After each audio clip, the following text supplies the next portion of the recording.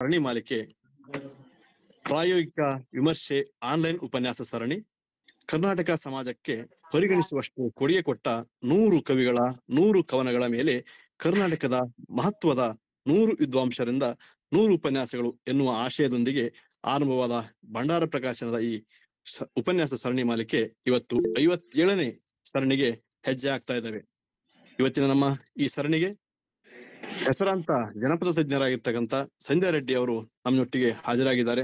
ಸಾಕಷ್ಟು ಅವರ ಒತ್ತಡದ ನಡುವೆಯೂ ತಾಂತ್ರಿಕ ದೋಷದ ನಡುವೆಯೂ ಈ ಉಪನ್ಯಾಸಕ್ಕೆ ಉತ್ಸಾಹಕತೆಯಿಂದ ನಮ್ಮೊಟ್ಟಿಗೆ ಜಾಯಿನ್ ಆಗಿದ್ದಾರೆ. ಅವರಿಗೆ ನಮ್ಮೆಲ್ಲ ಸಾಹಿತ್ಯ ಬಳಗದ ಪರವಾಗಿ, ಮುಖ್ಯವಾಗಿ ಈ ಕಾರ್ಯಕ್ರಮವನ್ನ ಇಷ್ಟು ಸರಣಿಗಳನ್ನ ಬಹಳ ಉತ್ಸಾಹದಿಂದ ಅಚ್ಚುಕಟ್ಟಾಗಿ ನೆರವೇರಿಸುತ್ತಾ ಇರ್ತಕ್ಕಂಥ ಭಂಡಾರ ಪ್ರಕಾಶನದ ಪರವಾಗಿ, ಎಲ್ಲ ಸಾಹಿತ್ಯ ಬಂಧುಗಳ ಪರವಾಗಿ ಅವರನ್ನ ಈ ಉಪನ್ಯಾಸಕ್ಕೆ ಸ್ವಾಗತಿಸುತ್ತೇನೆ. ನಮಸ್ಕಾರ. ಹಾಗೇನೆ ಭಂಡಾರ ಪ್ರಕಾಶನದ ಈ ಕಾರ್ಯಕ್ರಮದ ಸಂಯೋಜಕರು, ಸಂಚಾಲಕರು, ನಮ್ಮೆಲ್ಲ ಸಾಹಿತ್ಯ ಮಿತ್ರರಿಗೂ ಕೂಡ ಈ ಕಾರ್ಯಕ್ರಮಕ್ಕೆ, ಈ ಆನ್ಲೈನ್ ಉಪನ್ಯಾಸ ಸರಣಿಗೆ ನಾನು ಸ್ವಾಗತಿಸುತ್ತೇನೆ. ಇವತ್ತಿನ ವಿಶೇಷ ಅಂದ್ರೆ ನಮ್ಮ ರಾಜ್ಯದಲ್ಲಿ ಪ್ರತಿ ಹಳ್ಳಿಯಲ್ಲೂ ಪ್ರಚಲಿತದಲ್ಲಿರ್ತಕ್ಕಂಥ ಕೆರೆಗೆ ಹಾರ. ಕೆರೆಗೆ ಹಾರವನ್ನ ಕೇಳದೇ ಇರೋರು ಯಾರು ಇಲ್ಲ ಅನ್ಕೊಂಡಿದೀನಿ. ಅಷ್ಟರ ಮಟ್ಟಿಗೆ ಜನಜನಿತವಾಗಿರ್ತಕ್ಕಂಥ ಈ ಒಂದು ಕೆರೆಗೆ ಹಾರ ಜನಪದ ಕಥನದ ಸುತ್ತ ಕೇಂದ್ರೀಕರಿಸಿ ವಿಮರ್ಶಕರು, ಜನಪದ ತಜ್ಞರಾಗಿರ್ತಕ್ಕಂಥ ಸಂಧ್ಯಾ ರೆಡ್ಡಿ ಅವರು ತಮ್ಮ ಉಪನ್ಯಾಸವನ್ನ ಆರಂಭಿಸಬೇಕು ಅಂತ ತಮ್ಮೆಲ್ಲರ ಪರವಾಗಿ ಕೇಳ್ಕೊಳ್ತಾ ಇದ್ದೇನೆ. ಸರ್ ಮೇಡಮ್ ಅವ್ರು ಪರಿಚಯ ಮಾಡ್ಲಿಲ್ಲ. ಪರಿಚಯ ಮಾಡೋಣ ಸರ್. ಹಾ ಸರ್, ಮೇಡಮ್ ಅವ್ರು ಪರಿಚಯ ಮಾಡಿ. ಕ್ಷಮಿಸಿ ಅಂತ ಹೇಳ್ತಾ, ಮೇಡಮ್ ಅವ್ರ ಬಗ್ಗೆ ನಮ್ಮ ಜನಪದ ತಜ್ಞರು, ಸಾಹಿತ್ಯ ವಿಮರ್ಶಕರು ಆಗಿರ್ತಕ್ಕಂಥ ರಾಜ್ಯದ ಹೆಸರಾಂತ ಜನಪದ ತಜ್ಞರಲ್ಲಿ ಒಬ್ಬರಾಗಿರ್ತಕ್ಕಂಥ ಸಂಧ್ಯಾ ರೆಡ್ಡಿ ಅವರ ಕುರಿತು ಒಂದು ಕಿರುಪರಿಚಯವನ್ನ ಮಾಡಲಿದ್ದೇನೆ. ಚಿತ್ರದುರ್ಗದಲ್ಲಿ 1953ರಲ್ಲಿ ಇವರು ಜನಿಸಿದ್ರು. ತಂದೆ ಕೆ ರಾಮರೆಡ್ಡಿ, ಅನಸೂಯ ರಾಯರೆಡ್ಡಿ. ಇವರು PhD ಯನ್ನ ಕನ್ನಡ ಜನಪದ ಕಥೆಗಳು 1980ರಲ್ಲೇ ಆರಂಭಿಸಿರೋದು ಇವರ ಹೆಗ್ಗಳಿಕೆಯಾಗಿದೆ. ಇವರ ಪ್ರಕಟಿಸಿದ ಕೃತಿಗಳು ಸಾಕಷ್ಟು ವಿಭಾಗದಲ್ಲಿ ಕೃತಿಗಳನ್ನ ಪ್ರಕಟಿಸಿದ್ದಾರೆ. ಜಾನಪದ, ಅನುವಾದ, ಕಾವ್ಯ, ಸಣ್ಣ ಕತೆ, ಜೀವನ ಚರಿತ್ರೆ, ಅಂಕಣ ಬರಹ ಹಾಗೂ ಸಂಪಾದನೆ ಮೊದಲಾದ ಪ್ರಕಾರಗಳಲ್ಲಿ ತಮ್ಮ ಸಾಹಿತ್ಯ ಕೃಷಿಯನ್ನ ಲೀಲಾಜಾಲವಾಗಿ ಮಾಡ್ಕೊಂಡು ಬಂದು ಸುಮಾರು 75 ಕೃತಿಗಳನ್ನ ಪ್ರಕಟಿಸಿರ್ತಕ್ಕಂಥದ್ದು ಅವರ ಕಾವ್ಯ ಕೃಷಿಗೆ, ಅವರ ಸಾಹಿತ್ಯ ಕೃಷಿಯ ಶ್ರಮಕ್ಕೆ ಸಾಕ್ಷಿಯಾಗಿದೆ. ಅಷ್ಟೇ ಅಲ್ಲದೇನೆ ಬೋಧನಾ ಅನುಭವ. ಇವರು ಜಾನಪದ ಕುರಿತಂತೆ ಬೆಂಗಳೂರು, ಮಂಗಳೂರು, ಮೈಸೂರು ವಿಶ್ವವಿದ್ಯಾನಿಲಯದಲ್ಲಿ ಉಪನ್ಯಾಸಗಳನ್ನ ನೀಡಿದ್ದಾರೆ. ಹಾಗೆ ದೇಶಾದ್ಯಂತ, ರಾಜ್ಯಾದ್ಯಂತ ಹಲವಾರು ತರಗತಿಗಳನ್ನ ನೀಡಿದ್ದಾರೆ. ಜಾನಪದ ಕ್ಷೇತ್ರ ಕಾರ್ಯ ಇವರ ಮೆಚ್ಚಿನ ಸಾಹಿತ್ಯ ಕೃಷಿಯಾಗಿದ್ದು, ಚಿತ್ರದುರ್ಗ, ಬಳ್ಳಾರಿ, ದಕ್ಷಿಣ ಕನ್ನಡ ಜಿಲ್ಲೆ ಜನಪದ ಕಥೆಗಳ ಸಂಗ್ರಹಕ್ಕಾಗಿ ವ್ಯಾಪಕವಾದ ಕ್ಷೇತ್ರ ಕಾರ್ಯವನ್ನು ಮಾಡಿದ್ದಾರೆ. ಹಾಗೆ ಅಂತಾರಾಷ್ಟ್ರೀಯ ಜನಪದ ಕಮ್ಮಟದ ಅಭ್ಯರ್ಥಿಯಾಗಿ ಕೂಡ ದಕ್ಷಿಣ ಕನ್ನಡ ಜಿಲ್ಲೆಯ ಸಿರಿ ಜಾತ್ರೆಯ ಕ್ಷೇತ್ರ ಕಾರ್ಯವನ್ನು ಮಾಡಿದ್ದಾರೆ. ಹೈದರಾಬಾದಿನ ಮುಸ್ಲಿಂ ಮಹಿಳೆಯರ ಜನಪದ ಕುರಿತು ಕೂಡ ಕ್ಷೇತ್ರ ಕಾರ್ಯ ಮಾಡಿರೋದು ಮತ್ತೊಂದು ಇವರ ವಿಶಿಷ್ಟತೆ. ಹಾಗೇನೆ ಜನಪದ ಕ್ಷೇತ್ರದಲ್ಲಿ ಮತ್ತಷ್ಟು ಕೆಲಸಗಳನ್ನ ಮಾಡಿ ಸಾಕಷ್ಟು ಗೌರವದ ಹುದ್ದೆಗಳನ್ನ ಕೂಡ ಅಲಂಕರಿಸಿದ್ದಾರೆ. ಕನ್ನಡ ಜಾನಪದ ಮತ್ತು ಯಕ್ಷಗಾನ ಅಕಾಡೆಮಿಯ ಸದಸ್ಯರಾಗಿ 2001ರಿಂದ 2004ರಾಗಿ ಇವರು ಸೇವೆಯನ್ನ ಸಲ್ಲಿಸಿರ್ತಾರೆ. ಹಾಗೇನೆ ಆಕಾಶವಾಣಿ ಜಾನಪದ ಆಯ್ಕೆ ಸಮಿತಿಯ ಸದಸ್ಯರಾಗಿ ಇವರು ಗುರುತಿಸಿಕೊಂಡು ಸೇವೆಯನ್ನ ಸಲ್ಲಿಸಿರ್ತಾರೆ. ಬೆಂಗಳೂರಿನ ಜಿಲ್ಲಾ ಸಾಹಿತ್ಯ ಸಮ್ಮೇಳನದಲ್ಲಿ ಸಾಹಿತ್ಯ ಸಮ್ಮೇಳನದ ಅಧ್ಯಕ್ಷರಾಗಿ ಆಯ್ಕೆಯಾಗಿ ಇರೋದು ಇವರ ಸೇವೆಗೆ ಸಂದ ಪ್ರಾಧಾನ್ಯತೆ ಮತ್ತು ಶ್ಲಾಘನೀಯ ವಿಷಯವಾಗಿದೆ. ಇವರ ಪ್ರಕಟಿತ ಜನಪದ ಕೃತಿಗಳಲ್ಲಿ ಮುಖ್ಯವಾಗಿ ಹೇಳ್ಬೋದಾದ್ರೆ ಕನ್ನಡ ಜನಪದ ಕಥೆಗಳು, ಜಾನಪದ ಸಾಹಿತ್ಯದಲ್ಲಿ ಮಹಿಳೆ, ಕೈಗಾರಿಕಾ ಜಾನಪದ, ಜಾನಪದ ಕಥಾಲೋಕ, ಜಾನಪದ ಸ್ವರೂಪ ಮತ್ತು ಸಾಹಿತ್ಯ, ಹಾಯ್ಕಲಿನ ಕರಿಬಂಟ, ಜಾನಪದ ಪರಿಶೀಲನೆ, 30 ಜನಪದ ಕಥೆಗಳು, ರಿಚರ್ಡ್ ಎಂ ಡಾರ್ಸನ್, ಹಳ್ಳಿ ಹಾಡುಗಳು. ಹೀಗೆ ಇವರು ಸಾಕಷ್ಟು ಜನಪದದ ಕುರಿತಾಗಿನೇ ಕೆಲಸ ಮಾಡಿರೋದು ಅವರ ಕೃತಿಗಳಿಂದ ತಿಳಿದು ಬರ್ತಕ್ಕಂಥದ್ದು. ಹಾಗೇನೆ ಸಾಕಷ್ಟು ಜನಪದವನ್ನು ಸಂಪಾದಿಸಿದ್ದಾರೆ, ಅನುವಾದಿಸಿದ್ದಾರೆ. ಹೀಗೆ ಸಾಹಿತ್ಯದ ನಾನಾ ಪ್ರಕಾರಗಳಲ್ಲಿ ತಮ್ಮ ಸೇವೆಯನ್ನ ಸಲ್ಲಿಸಿರ್ತಕ್ಕಂಥ ಹಿರಿಯರಾಗಿರ್ತಕ್ಕಂಥ ಸಂಧ್ಯಾ ರೆಡ್ಡಿ ಅವರು ಇವತ್ತು ನಮ್ಮೊಟ್ಟಿಗೆ ಉಪನ್ಯಾಸವನ್ನ ಹಂಚಿಕೊಳ್ತಾ ಇರ್ತಕ್ಕಂಥದ್ದು, ಅದನ್ನು ನಾವು ಆಲಿಸ್ತಕ್ಕಂಥದ್ದು ನಮ್ಮೆಲ್ಲರ ಸೌಭಾಗ್ಯವೇ ಸರಿ. ಹಾಗಾಗಿ ಅವರ ಕಿರುಪರಿಚಯದೊಂದಿಗೆ ಮತ್ತೊಮ್ಮೆ ಅವರಿಗೆ ಈ ಉಪನ್ಯಾಸಕ್ಕೆ ಸ್ವಾಗತಿಸ್ತಾ ಕೆರೆಗೆ ಹಾರದ ಕುರಿತು ಅವರ ಒಳನೋಟಗಳನ್ನ ಅನುಸಂಧಾನವನ್ನ ಮಾಡ್ಕೊಳ್ಳೋಣ. ಸ್ವಾಗತ ಮೇಡಮ್. ನಮಸ್ಕಾರ. ನಮಸ್ಕಾರ. ಕೇಳಿಸ್ತಾ ಇದೆಯಾ? ಕೇಳಿಸ್ತಾ ಇದೆ ಮೇಡಮ್, ಸ್ಪಷ್ಟವಾಗಿ. ಓಕೆ. ನನ್ನ ಪರಿಚಯ ಮಾಡ್ಕೊಟ್ಟಿದ್ದೀರಾ, ಅದಕ್ಕಾಗಿ ಥ್ಯಾಂಕ್ಸ್. ಮತ್ತೆ ಭಂಡಾರ ಪ್ರಕಾಶನದ ವತಿಯಿಂದ ಈ ಅಷ್ಟೊಂದು ಒಳ್ಳೆಯ ಕಾವ್ಯವನ್ನ ಪರಿಚಯಿಸುವಂತ ಕೆಲಸಗಳನ್ನ ಮಾಡ್ತಾ ಇದ್ರೆ ಅದಕ್ಕಾಗಿ ನಿಮ್ಮನ್ನ ಮೊದಲನೇದಾಗಿ ಅಭಿನಂದಿಸ್ತಾ ನಾನು ಈ ಕೆರೆಗೆ ಹಾರ ಅನ್ನೋ ಒಂದು ಕಾವ್ಯದ ಬಗ್ಗೆ ನನ್ನ ವಿಚಾರಗಳನ್ನ ನಿಮ್ಮೊಂದಿಗೆ ಹಂಚ್ಕೊಳ್ಳೋದಕ್ಕೆ ಇಷ್ಟಪಡ್ತೀನಿ. ಮೊದಲನೇದಾಗಿ ಈ ಕೆರೆಗೆ ಹಾರದ ಟೆಕ್ಸ್ಟ್ ನ ಒಂದ್ಸಲ ಓದ್ಬಿಡ್ತೀನಿ. ಇದು ತುಂಬಾ ಪ್ರಚಲಿತವಿರುವಂತ ಟೆಕ್ಸ್ಟ್ಗಳಲ್ಲಿ ಇದು ಬಹಳ ಮುಖ್ಯವಾದಂತ ಟೆಕ್ಸ್ಟ್. ಮೊದಲು ಇದನ್ನ ಬೆಟಗೇರಿ ಕೃಷ್ಣ ಶರ್ಮಾ ಅವರು ಸಂಗ್ರಹ ಮಾಡಿ ಬೆಟಗೇರಿಯ ಕಲ್ಲವ್ವ ಅನ್ನೋ ಹೂಗಾರ ಮನೆತನದ ಹೆಣ್ಣಿಂದ ಕಲೆಕ್ಟ್ ಮಾಡಿ ಅದನ್ನ ಅವರು ಕನ್ನಡ ಬಾವುಟದಲ್ಲಿ ಪ್ರಕಟ ಆಗಿತ್ತು. ಒಂದ್ ನಿಮಿಷ, ನಾನು ಆಡಿಯೋ ಬರ್ತಿದೆ, ವಿಡಿಯೋ ಬರ್ತಿಲ್ಲ. ವಿಡಿಯೋಗೆ ಯಾರೋ ಹೆಲ್ಪ್, ನಾ ಕಾಣಿಸ್ತಿದೀನಿ, ನಾನು ಅವ್ರಿಗೆ ಕಾಣಿಸ್ತಿಲ್ಲ. ಕಾಣಿಸ್ತಾ ಇದೆಯಲ್ಲ? ಹಲೋ, ಕಲ್ಲನಕೇರಿ ಮಲ್ಲನಗೌಡ ಕೆರೆಯೊಂದ ಕಟ್ಟಿಸ್ಯಾನು ಸೆರೆಮುಕ್ಕ ನೀರಿಲ್ಲ ಹೊತ್ತಿಗೆ ತಗಸ್ಯಾರು ಜೋಯಿಸರ ಕೇಳ್ಯಾರು. ದೇವ್ರಲ್ಲ ದಿಂಡ್ರಲ್ಲ ದೆವ್ವಲ್ಲ ಭೂತಲ್ಲ, ಹಿರಿಸೊಸೆ ಮಲ್ಲವನ ಹಾರಾವ ಕೊಡ್ಬೇಕು, ಹಾರಾವ ಕೊಟ್ಟರೆ ನೀರು ಬೀಳು ಅಂದ್ರು. ಹಿರಿಸೊಸೆನ ಕೊಟ್ಟರೆ ಹಿರಿತನಕ ಯಾರಿಲ್ಲ, ಕಡೆ ಸೊಸಿ ಭಾಗೀರಥಿನ ಹಾರಾವ ಕೊಡ್ಬೇಕು, ಹಾರ ಕೊಡ್ಬೇಕಂತ ಮಾತಾತು ಮನೆಯಾಗ. ಸಣ್ಣ ಸೊಸಿ ಭಾಗೀರಥಿ ತವ್ರ ಮನೆಗೆ ಹೊಂಟಾಳು. ಅತ್ತೆವ್ವ ನಮ್ ತವ್ರ ಮನೆಗೆ ಹೋಗ್ಲೇನು, ಸರ್ರನೆ ಹೋಗವ ಬರ್ರನೆ ಬಾರವ್ವ. ಸಣ್ಣ ಸೊಸಿ ಭಾಗೀರಥಿ ತವ್ರ ಮನೆಗೆ ಹೋದಾಳು. ಮನೆ ಮುಂದ ಹೋಗುದಕ್ಕ ಅವರಪ್ಪ ಬಂದಾನು. ಎಂದಿಲ್ಲದ ಭಾಗೀರಥಿ ಇಂದ್ಯಾಕೆ ಬಂದ್ಯವ್ವ, ಬಾಡಿದ ಮಾರ್ಯಾಕ ಕಣ್ಣಾಗ ನೀರ್ಯಾಕ. ನಮ್ಮಾವ ನಮ್ಮತ್ತೆ ಬ್ಯಾರೆ ಇಡುತ್ತಾರಂತೆ, ಇಟ್ಟಾರೆ ಇಡಲೇಳು ಹೊಲಮನಿ ಕೊಡುತ್ತೇನು. ಹೊಲಮನಿ ಒಯ್ದು ಹೊಳಿದಂಡ್ಯಾಗ ಹಾಕಪ್ಪ. ಅತ್ತತ್ತ ಹೋಗುತ್ತಲೇ ಅವರವ್ವ ಬಂದಳು. ಎಂದಿಲ್ಲದ ಭಾಗೀರಥಿ ಇಂದ್ಯಾ ಕಳುತ್ತಾ ಬಂದೆ, ನಮ್ಮತ್ತೆ ನಮ್ಮವ ಬ್ಯಾರೆ ಇಡುತ್ತಾರಂತೆ, ಇಟ್ಟಾರೆ ಇಡಲೇಳು ವಾಲಿ ಜೋಡು ಕೊಡುತ್ತೇನೆ. ವಾಲಿಯ ಜೋಡೊಯ್ದು ಒಲಿಯಾಗ ಹಾಕವ್ವ.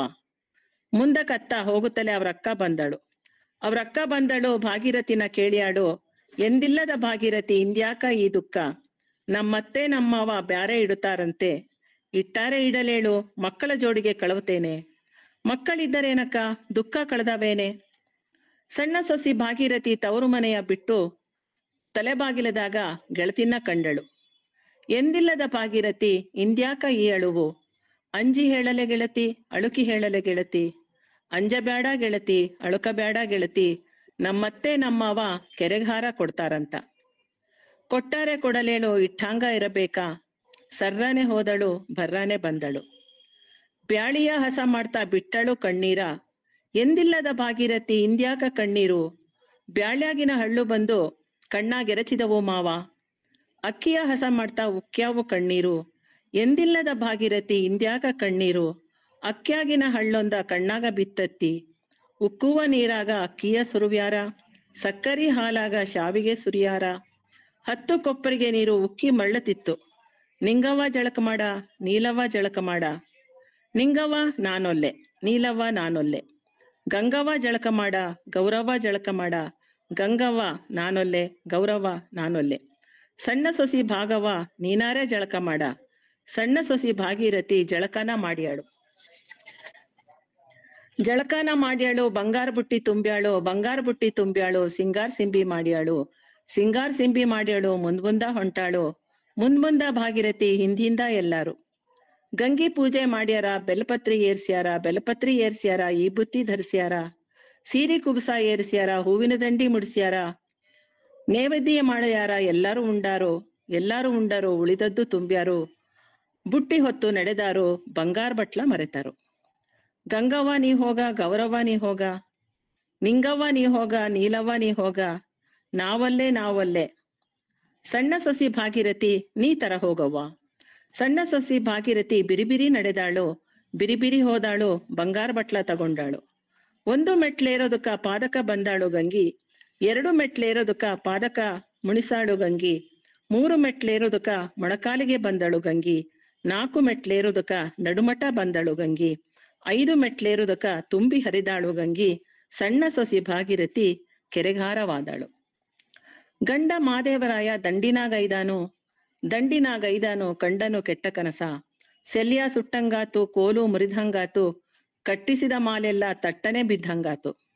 ಗಂಡ ಮಾದೇವರಾಯ ಹತ್ತಿದ ಬತ್ತಲೆಗುದುರಿ ಬತ್ತಾರ ಬಂದನ ಮನೆಗೆ, ಬಂದ ಮಾದೇವನ ತಂದೆ ತಾಯಿ ನೋಡಿದರು. ಗಂಗವ್ವ ನೀರ್ ಕೊಡ, ಗೌರವ್ವ ನೀರ್ ಕೊಡ.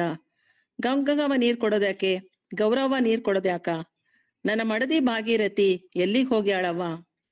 ನಿನ್ನ ಮಡದಿ ಭಾಗೀರಥಿ ತವರಿಗೆ ಹೋಗಾಳಪ್ಪ. ಗಂಡ ಮಾದೇವರಾಯ ಹತ್ತಿದ ಬತ್ತಲೆ ಗುದ್ರಿ ಹೊಂಟ ನತ್ತೆಯ ಮನೆಗೆ. ಬಂದಿರೋ ಅಳಿಯನ ನೋಡಿ ಅಂದಾಳತ್ತೆವ್ವ, ನಿಂಬವ್ವ ನೀರ್ ಕೊಡ, ನೀಲವ್ವ ನೀರ್ ಕೊಡ. ನಿಂಬವ್ವ ನೀರ್ ಕೊಡೋದ್ಯಾಕ, ನೀಲವ್ವ ನೀರ್ ಕೊಡೋದ್ಯಾಕ? ನನ್ನ ಮಡದಿ ಭಾಗೀರಥಿ ಎಲ್ಲಿಗ್ ಹೋಗ್ಯಾಳತ್ತಿ? ನಿನ್ನ ಮಡದಿ ಭಾಗೀರಥಿ ಗೆಣತಿ ಮನೆಗೆ ಹೋಗ್ಯಾಳಪ್ಪ. ಗಂಡ ಮಾದೇವರಾಯ ಹತ್ತಿದ ಬತ್ತಲೆ ಗುದ್ರಿ ಬಂದಿರೋ ಮಾದೇವನ ಕಂಡಾಳು ಗೆಳತವ್ವ, ಬಾಳವ್ವ ನೀರ್ ಕೊಡ, ಬಸವ್ವ ನೀರ್ ಕೊಡ. ನನ್ನ ಮಡದಿ ಭಾಗೀರಥಿ ಎಲ್ಲಿಗ್ ಹೋಗ್ಯಾಳಕ್ಕ? ನಿನ್ನ ಮಡದಿ ಭಾಗೀರಥಿದು ಏನ್ ಹೇಳಲಿ ಸೂರಿ, ನಿಮ್ಮಪ್ಪ ನಿಮ್ಮವ್ವ ಕೆರೆಹಾರ ಕೊಟ್ರಂತ. ಗಂಡ ಮಾದೇವರಾಯ ಹತ್ತಿದ ಬತ್ತಲೆ ಗುದುರಿ ಹೊಂಟಾನು ಹೌಹಾರಿ. ಕೆರೆಯ ದಂಡೆಗೆ ಬಂದು ಕಣ್ಣೀರು ಇಟ್ಟಾನು ನಿಟ್ಟುಸಿರು ಬಿಟ್ಟಾನು. 1000 ವರಹ ಕೊಟ್ಟರು ಸಿಗಲಾರದ ಸತಿ ನೀನು ನನ್ನ ಬಿಟ್ಟು ಎಲ್ಲಿ ಹೋದೆ? 300 ವರಹ ಕೊಟ್ಟು ಮುತ್ತಿನೋಲೆ ಮಾಡಿಸಿದ್ದೆ, ಮುತ್ತಿನೋಲೆ ಇಟ್ಟುಕೊಳ್ಳೋ ಮುತ್ತೈದೆ ಎಲ್ಲಿಗೆ ಹೋದೆ? ಇಷ್ಟು ಮಾತಾಡಿ ಮಾದೇವ ಬಿಟ್ಟಾನು ಕಣ್ಣೀರ ಹಾರಿದ ಕೆರೆ ನೀರಾಗ. ಈ ಕೆರೆಗೆ ಹಾರ ಅನ್ನೋ ಇದು ಒಂದು ಜನಪದ ಕಾವ್ಯದಲ್ಲಿ ಅನೇಕ ಪಾಠಗಳಿದೆ ಈ ಹಾಡಿಗೆ ಸಂಬಂಧಪಟ್ಟಂಗೆ. ಇದು ಬಹಳ ಪ್ರಸಿದ್ಧವಾದಂತಹ ಪಾಠ, ಯಾಕೆಂದ್ರೆ ಸಾಹಿತ್ಯಿಕವಾಗಿ ಸಾಹಿತಿಗಳ ಗಮನವನ್ನು ಸೆಳೆದಂತಹ ಪಾಠ ಇದು. ಇದ್ರ ಬಗ್ಗೆ ತುಂಬಾ ಒಳ್ಳೆ ವಿಮರ್ಶೆನ ಗಿರಡ್ಡಿ ಗೋವಿಂದರಾಜ್ ಅವರು ಬರ್ದಿದ್ದಾರೆ. ಜನಪದ ಕಾವ್ಯ ಅನ್ನೋ ಒಂದು ಪ್ರಚಾರೋಪನ್ಯಾಸ ಮಾಲೆ ಪುಸ್ತಕದಲ್ಲಿ ಕೆರೆಗಹಾರ ಕುರಿತು ಬರಿತಾ ಅವರು ಜನಪದ ಕಾವ್ಯದ ಬಗ್ಗೆ ತುಂಬಾ ಕೆಲವು ವಿಶೇಷವಾದ ಅಂಶಗಳನ್ನ ಹೇಳ್ತಾರೆ.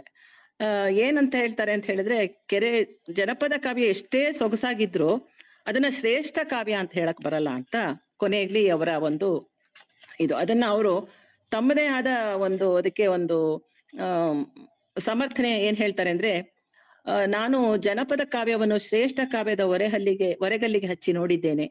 ಈ ಕ್ರಮ ಕೆಲವರಿಗೆ ಬಹಳ ನಿಷ್ಠುರದ್ದಾಗಿ ಕಾಣಬಹುದು, ಆದರೆ ಅದು ಅನಿವಾರ್ಯವೆಂದು ನನ್ನ ಭಾವನೆ.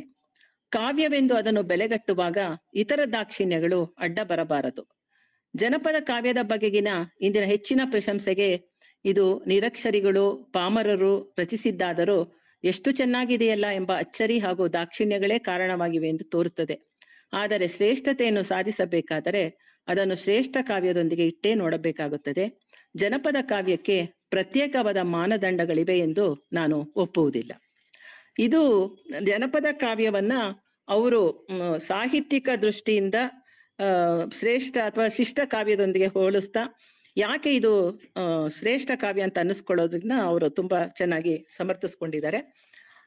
ಆದ್ರೆ ನಾವು ಜನಪದ ಸಾಹಿತ್ಯವನ್ನ ಯಾವತ್ತೂ ಕೂಡ ಒಂದು ಪಾಠನಿಟ್ಕೊಂಡು ವಿಶ್ಲೇಷಣೆ ಮಾಡೋದು ಬಹಳ ತಪ್ಪಾಗತ್ತೆ. ಯಾಕೆಂತ ಹೇಳಿದ್ರೆ ಜನಪದ ಕಾವ್ಯ ಆಗ್ಲಿ ಜನಪದದ ಈ ಸಾಹಿತ್ಯದ ಯಾವುದೇ ಪ್ರಕಾರ ಆಗ್ಲಿ ಅನೇಕ ಪಾಠಾಂತರಗಳ ಮೂಲಕ ಅದು ಅಸ್ತಿತ್ವದಲ್ಲಿರುತ್ತೆ. ಕೇವಲ ಒಂದು ಪಾಠ ಇಟ್ಕೊಂಡು ನಾವು ನಮ್ಮ ವಿಮರ್ಶೆನ ಮಾಡಿದ್ರೆ ಅದು ನಮ್ಮ ಶಿಷ್ಟ ಸಾಹಿತ್ಯದ ಕೃತಿಗಳಿಗೆ ಹೇಗ್ ಮಾಡ್ತೀವೋ ಆ ತರ ಅದು ಅಷ್ಟಕ್ಕೆ ಮಾತ್ರ ಸೀಮಿತ ಆಗುತ್ತೆ. ಯಾಕೆಂದ್ರೆ ಜನಪದ ಮೌಖಿಕವಾದ್ರಿಂದ ಅನೇಕ ಪಾಠಾಂತರಗಳು ಅದ್ರಲ್ಲಿ ಇರ್ತವೆ. ಒಂದೇ ಒಂದು ಪಾಠನ ನೀವು ಇಟ್ಕೊಂಡು ಅದೇ ಅಂತ ಇಟ್ಕೊಂಡ್ಬಿಟ್ರೆ ಉಳಿದ ಎಲ್ಲಾ ಪಾಠಗಳಿರೋ ಅಂಶಗಳನ್ನ ನಾವು ನಿರಾಕರಿಸ್ದಂಗಾಗತ್ತೆ ಅಥವಾ ಕಡೆಗಣಿಸ್ದಂಗಾಗತ್ತೆ. ಇವಾಗ ನಾವು ಶಿಷ್ಟ ಸಾಹಿತ್ಯದಲ್ಲಿ ಕುವೆಂಪು ಸಾಹಿತ್ಯ, ಬೇಂದ್ರೆ ಸಾಹಿತ್ಯ, ಕಂಬಾರ ಸಾಹಿತ್ಯ ಹೀಗೆ ಹೇಳಿದಾಗ ಅದು ಆಯಾ ವ್ಯಕ್ತಿನಿಷ್ಠವಾದಂತಹ ವಿಚಾರಗಳನ್ನೊಳಗೊಂಡಂತ ಒಂದು ಸಿದ್ಧ ಟೆಕ್ಸ್ಟ್ ಇರುತ್ತೆ ಅಲ್ಲಿ. ಅದನ್ನ ಯಾರು ಕೈ ಹಾಕಂಗಿಲ್ಲ ಅಥವಾ ಅದ್ರಲ್ಲಿ ಯಾರು ಹಸ್ತಕ್ಷೇಪ ಮಾಡೋ ಹಾಗಿರಲ್ಲ. ಆದ್ರೆ ಜನಪದ ಸಾಹಿತ್ಯದಲ್ಲಿ ಹಾಗಾಗಲ್ಲ. ಈಗ ನಾವು ಕೆರೆಗೆ ಹಾರ ಒಂದೇನೆ ಈ ಗೀತೆ ಅಂತ ಕೇಳಿಸ್ತಾ ಇದೆಯಾ? ಹಲೋ, ಕೇಳಿಸ್ತಾ ಇದೆಯಾ? ಕೇಳಿಸ್ತಾ ಇದೆ ಮೇಡಮ್ ಸ್ಪಷ್ಟವಾಗಿ. ಯಾರು ದಯವಿಟ್ಟು ಮೈಕ್ ಆಫ್ ಮಾಡ್ಕೊಂಡಿಲ್ಲ, ಮೈಕ್ ಆಫ್ ಮಾಡ್ಕೊಳ್ಳಿ. ಅನ್ನೋ ಒಂದು ಈ ಟೆಕ್ಸ್ಟ್ ಒಂದನ್ನೇ ಇಟ್ಕೊಂಡು ನಾವು ನೋಡಿದಾಗ ಉಳಿದ ಎಲ್ಲ ಅಂಶಗಳನ್ನ ಜಾನಪದದ ಮೂಲಕ ನಾವು ಸಾಂಸ್ಕೃತಿಕವಾಗಿ, ಸಾಮಾಜಿಕವಾಗಿ, ಇತಿಹಾಸಕ್ಕೆ ಸಂಬಂಧಪಟ್ಟಂತ ಅನೇಕ ಅಂಶಗಳು ಅದರಲ್ಲಿ ಪ್ರತಿಬಿಂಬಿಸಿರ್ತವೆ. ಅದೇನು ಇದ್ರ ಮೂಲಕ ನಾವು ಗುರ್ಸೋಕೆ ಸಾಧ್ಯ ಆಗಲ್ಲ. ಮತ್ತೆ ಈ ಪಾಠ ಇಟ್ಕೊಂಡು ಗಿರಡ್ಡಿ ಅವರು ಇದು ಯಾಕೆ ಶ್ರೇಷ್ಠ ಕಾವ್ಯ ಅಲ್ಲ ಅಂದ್ರೆ, ಇಲ್ಲಿಯ ಪ್ರತಿಪಾದಿತವಾಗಿರಂತ ಮೌಲ್ಯ ವ್ಯವಸ್ಥೆ ಇದೆಯಲ್ಲ ಅದನ್ನ ಯಾರು ಪ್ರಶ್ನೆನೆ ಮಾಡೋಲ್ಲ. ಅಂದ್ರೆ ಇದೊಂದು ಮೂಢನಂಬಿಕೆನ ಆಧರಿಸಿದಂತಹ ಒಂದು ಐತಿಹ್ಯ ಅಂತ ಹೇಳ್ಬೋದು. ಕೆರೆಗೆ ಬಲಿ ಕೊಡೋದು ಹೆಣ್ಣು ಮಕ್ಕಳನ್ನ, ಅದರಲ್ಲೂ ಗರ್ಭಿಣಿ ಸ್ತ್ರೀಯರನ್ನ, ಅವಾಗ ಬಲಿ ಕೊಟ್ರೆ ನೀರ್ ಬರುತ್ತೆ ಅನ್ನೋದು ಇದು ಒಂದು ಮೂಢನಂಬಿಕೆ. ಈ ಮೂಢನಂಬಿಕೆಗೆ ಬಲಿಯಾಗುವಂತವಳು ಇಲ್ಲಿ ಹೆಣ್ಣು ಮಗಳೇನೆ, ಅದ್ರಲ್ಲೂ ಗರ್ಭಿಣಿ ಸ್ತ್ರೀ. ಅವಳ ಬಗ್ಗೆ ಯಾವುದೇ ಒಂದು ಕನಿಕರ ಇಲ್ಲದೆ ಅಥವಾ ಯಾವುದೇ ಅವಳಿಂದನೂ ಪ್ರತಿಭಟನೆ ಇಲ್ಲ ಅಥವಾ ಸಮಾಜದ ಬೇರೆಯವರಿಂದಲೂ ಪ್ರತಿಭಟನೆ ಇಲ್ಲ, ಕೇವಲ ಅವಳನ್ನ ಒಂದು ಬಲಿಯ ವಸ್ತುವಾಗಿ ಮಾಡ್ಬಿಟ್ಟು ಅದನ್ನ ವೈಭವೀಕರಿಸೋದಿದೆಯಲ್ಲ, ಇದು ಯಾವತ್ತೂ ಕೂಡ ಶ್ರೇಷ್ಠ ಕಾವ್ಯ ಅಂತ ಅನ್ನಿಸ್ಕೊಳ್ಳಲ್ಲ ಅಂತ ಗಿರೆಡ್ಡಿ ಅವರು ಹೇಳ್ತಾರೆ. ಆದ್ರೆ ನಾವು ಜನಪದ ಸಾಹಿತ್ಯದ ಬೇರೆ ಬೇರೆ ಪಾಠಗಳನ್ನ, ಇದಕ್ಕೆ ಸಂಬಂಧಪಟ್ಟಂತ ಪಾಠಗಳು ನೋಡಿದಾಗ ಎಷ್ಟೊಂದು ವಿಭಿನ್ನತೆ ಇದೆ ಮತ್ತು ಅದು ಎಷ್ಟೊಂದು ಆಯಾಮಗಳನ್ನ ಒಳಗೊಂಡಿದೆ ಅನ್ನೋದನ್ನ ನಾವು ಗಮನಿಸ್ಬೋದು. ಈ ಕೆರೆಗೆ ಹಾರದ ಅನೇಕ ಪಾಠಗಳನ್ನ ಬೇರೆ ಬೇರೆಯವರು ಸಂಗ್ರಹ ಮಾಡಿದ್ದಾರೆ. ಅದರಲ್ಲಿ ಬಹಳ ಮುಖ್ಯವಾದ್ದು ನಮ್ಮ ಕೃಷ್ಣಮೂರ್ತಿ ಹನೂರ ಅವರು ಕತ್ತಲೆ ದಾರಿ ದೂರ ಅನ್ನೋ ಒಂದು ಕಥನ ಗೀತೆಗಳ ಒಂದು ಸಂಕಲನ ಇದೆ. ತುಂಬಾ ದೀರ್ಘವಾದಂತಹ ಕಥನ ಗೀತೆಗಳು ಅದರಲ್ಲಿ ಇದೆ. ಅದರಲ್ಲಿ ಮದಗದ ಕೆಂಚವ್ವ ಅಂತ ಒಂದು ಕಥನ ಗೀತೆ ಇದೆ. ಮದಗದ ಕೆಂಚವ್ವ ಅನ್ನೋದು ಸುಮಾರು, ಇದು 4 ಪುಟಗಳಲ್ಲಿ ಇದ್ರೆ ಕೆರೆಗೆ ಹಾರದ ಗೀತೆ, ಅದು ಸುಮಾರು 50 ಪುಟಗಳಷ್ಟು ದೀರ್ಘವಾದಂತ ಕಾವ್ಯ. ಅಲ್ಲೂ ಕೂಡ ಮೂಲ ಆಶಯ ಅದೇನೆ, ಅಂದ್ರೆ ಕೆರೆಗೆ ನೀರ್ ಬರ್ಲಿಲ್ಲ ಅನ್ನೋದಕ್ಕಾಗಿ ಸೊಸೆನ ಬಲಿ ಕೊಡುವಂಥದ್ದೇ ಆಶಯ. ಆದ್ರೆ ಅಲ್ಲಿ ವ್ಯಕ್ತವಾಗಿರುವಂತ ವಿಚಾರಗಳಿದೆಯಲ್ಲ, ಅದು ತುಂಬಾ ಇದಕ್ಕಿಂತ ತುಂಬಾ ಭಿನ್ನವಾಗಿದೆ. ಮುಖ್ಯವಾಗಿ ಏನ್ ಅಂತ ಹೇಳಿದ್ರೆ, ಇಲ್ಲಿ ಮೊದಲನೇ ಇಲ್ಲಿ ಭಾಗೀರಥಿ, ನಾವು ಕೆರೆಗೆ ಹಾರ ಪಠ್ಯನ ಓದಿದಾಗ ಗೊತ್ತಾಗದಂಗೆ, ತನ್ನನ್ನ ಬಲಿ ಕೊಡ್ತಾರೆ, ಕೆರೆಗೆ ಹಾರವಾಗಿ ಕೊಡ್ತಾರೆ ಅಂತ ತಿಳಿತಿದ್ದಂಗೆನೆ ಅವಳು ತವ್ರ ಮನೆಗೆ ಹೋಗ್ತಾಳೆ. ಎಲ್ಲಾ ಕಡೆ ಕಣ್ಣೀರಿಟ್ರುನು ಅದಕ್ಕೆ ಕಾರಣವನ್ನ ಅವಳು ಯಾರಿಗೂ ಹೇಳೋದೇ ಇಲ್ಲ. ದುಃಖವನ್ನ ನುಂಗಿ ಗೆಳತಿಗೆ ಮಾತ್ರ ಹೇಳ್ಬಿಟ್ಟು ಬರ್ತಾಳೆ. ಆದ್ರೆ ಬೇರೆ ಬೇರೆ ಪಾಠಗಳಲ್ಲಿ ಆತರ ಇಲ್ಲ. ಹೆಣ್ಣು ಮಕ್ಕಳು ತುಂಬಾ ಧೈರ್ಯವಾಗಿ ಅವರು ಮುಂದಾಲೋಚನೆ ಮಾಡ್ಬಿಟ್ಟು ತವ್ರ ಮನೆಗೆ ಹೋಗ್ಬಿಟ್ಟು ಅವಳು ತಗೊಳ್ಳೋಂತ ನಿರ್ಧಾರಗಳು ಅವೇನೆ ತುಂಬಾ ಬೇರೆ ಆಗಿರುತ್ತೆ. ಅದಕ್ಕೆ ನಾನು ಆ ಮದಗದ ಕೆಂಚವ್ವದ ಒಂದು ಕೆಲವು ಸಾಲುಗಳನ್ನ ಓದ್ತೀನಿ. ಅದು ಹೇಗೆ ಅಂತ ಹೇಳಿದ್ರೆ, ಇಲ್ಲಿ ಅವಳು ನೇರವಾಗಿ ಹೇಳ್ತಾಳೆ, ತವ್ರ ಮನೆಗೆ ಹೋಗ್ಬಿಟ್ಟು ಮತ್ತೆ ಅವಳು ತವ್ರ ಮನೆಗೆ ಹೋಗೋದು ಕೂಡ ಕೊನೆ ಸಲ ಅಪ್ಪ ಅಮ್ಮನ್ ನೋಡ್ಕೊಂಡ್ ಬರ್ಬೇಕು ಅಂತ ಹೋಗೋದಲ್ಲ. ಅವಳು ತನ್ನ ಮನೆ, ಈಗ ತಾನು ಕೆರೆಗೆ ಹಾರ ಆದ್ರೆ ಇಡೀ ಕುಟುಂಬ, ತನ್ನ ಮಗು, ತನ್ನ ಗಂಡ, ಇಡೀ ಮನೆ ಒಂದು ತುಂಬಾ ಅತಂತ್ರವಾಗುತ್ತೆ, ಅದಕ್ಕೊಂದು ವ್ಯವಸ್ಥೆ ಮಾಡ್ಬೇಕು ಅನ್ನೋ ಒಂದು ಮುಂದಾಲೋಚನೆಯಿಂದ ಅವಳು ತವ್ರ ಮನೆಗೆ ಹೋಗ್ತಾಳೆ. ಅವಳು ಹೋದಾಗ ಅಲ್ಲಿ ನೇರವಾಗಿ ಹೇಳ್ತಾಳೆ, ಅಲ್ಲಿ ಅವ್ರ ಅಮ್ಮಂಗೆ ಹೇಳ್ತಾಳೆ, ನಾನು ಇವಾಗ ನನ್ನನ್ನ ಬಲಿ ಕೆರೆಗೆ ಹಾರ ಕೊಡ್ತಿದ್ದಾನೆ ನಮ್ಮ ಮಾವ, ಅಂದ್ರೆ ಸ್ವಂತ ಅತ್ತೆ ಮಗನೇ ಅವನು, ಇವನು ಅವಳ ಗಂಡ. ಅವನನ್ನ ಒಂದ್ ನಿಮಿಷ ಓದ್ತೀನಿ ಅದನ್ನ. ಅವಳು ತವ್ರ ಮನೆಗೆ ಬಂದ್ಬಿಟ್ಟು ಏನ್ ಹೇಳ್ತಾಳೆ ಅಂದ್ರೆ, ತವ್ರ ಮನೆಗೆ ಹೋಗ್ತೀನಿ ಅಂದಾಗ, ನೀನ್ ಬೇಗ ಬರ್ಬೇಕು ಅಂತ ಅವಳ ಅತ್ತೆ ಹೇಳಿದಾಗ, ರಂಗೋಲೆ ಮಾರ್ಹೊತ್ತಿಗೆ ಬರ್ತೀನಿ, ಅಡ್ಲಗಳ ಓರಿಯ ಹಿಡ್ದಾಳೆ, ಓರಿಗೆ ಬಿಗ್ದಾಳೆ. ನಮ್ಮಮ್ಮ ಮಲ್ಲಮ್ಮ ಚಿಕ್ಕೋಳು ಕೆಂಚಮ್ನ ಕೊಡ್ಬೇಕು, ಆರಂಭದ ಬದುಕ ಮಾಡಲಾರೆ, ಕಂದ ನೆತ್ತುವರಿಲ್ಲ, ಕಂದಾನ ತೂಗುವರಿಲ್ಲ, ಆರಂಭದ ಬದುಕು ಮಾಡೋರಿಲ್ಲ, ಆರಂಭದ ಬದುಕು ಮಾಡೋರಿಲ್ಲ ನನ್ನ ತಾಯಿ, ನಿನ್ನ ತವರು ಮನೆ ಬದುಕು ಗುರುತಿಲ್ಲವೇನೆ, ಮಗಳೇ ಕೆಂಚಮ್ಮ, ನನ್ನ ಮಗಳೇ ಕೆಂಚಮ್ಮ, ನಿಮ್ಮಣ್ಣನೇ ದೇವರಾಜನ ನೀ ಕೇಳಮ್ಮ. ಆಗ ಅಣ್ಣ ಹೇಳ್ತಾನೆ, ನಿನ್ನ ಕಳುವಿದ್ದು ಸಾಕೆ, ಇನ್ನೊಂದು ತಂಗಿನ ಕಳುವಲಾರೆ. ಆಗ ಮತ್ತೆ ಅವಳು ಹೇಳ್ತಾಳೆ, ಕಂದ ನೆತ್ತುವರಿಲ್ಲ, ಕಂದಾನ ತೂಗುವರಿಲ್ಲ, ಆರಂಭದ ಬದುಕನ್ನೇ ಮಾಡೋರಿಲ್ಲ, ಆರಂಭದ ಬದುಕನ್ನೇ ಮಾಡೋರಿಲ್ಲ ಅಣ್ಣಯ್ಯ, ತಂಗಿ ಕೆಂಚಮ್ನ ಕೊಡಬೇಕು. ಇಲ್ಲಿ ಏನು ನಾವು ನೋಡ್ತೀವಿ ಅಂದ್ರೆ, ನಮ್ಮ ಹೆಣ್ಣು ಮಕ್ಕಳು ಯಾವಾಗ್ಲೂ ಹೆಣ್ಣು ಮಕ್ಕಳದು ಜೀವಪರವಾದಂತ ದೃಷ್ಟಿ, ಅಂದ್ರೆ ಸಾವಿನ ಅಂಚಿನಲ್ಲೂ ಕೂಡ ಅವರು ಜೀವಪರವಾಗಿ ಅಥವಾ ಜೀವನ್ಮುಖಿಯಾದಂತ ದೃಷ್ಟಿ ಇದ್ದಾರೆ ಅನ್ನೋದನ್ನ ಇಲ್ಲಿ ನಾವು ಗಮನಿಸ್ಬೋದು.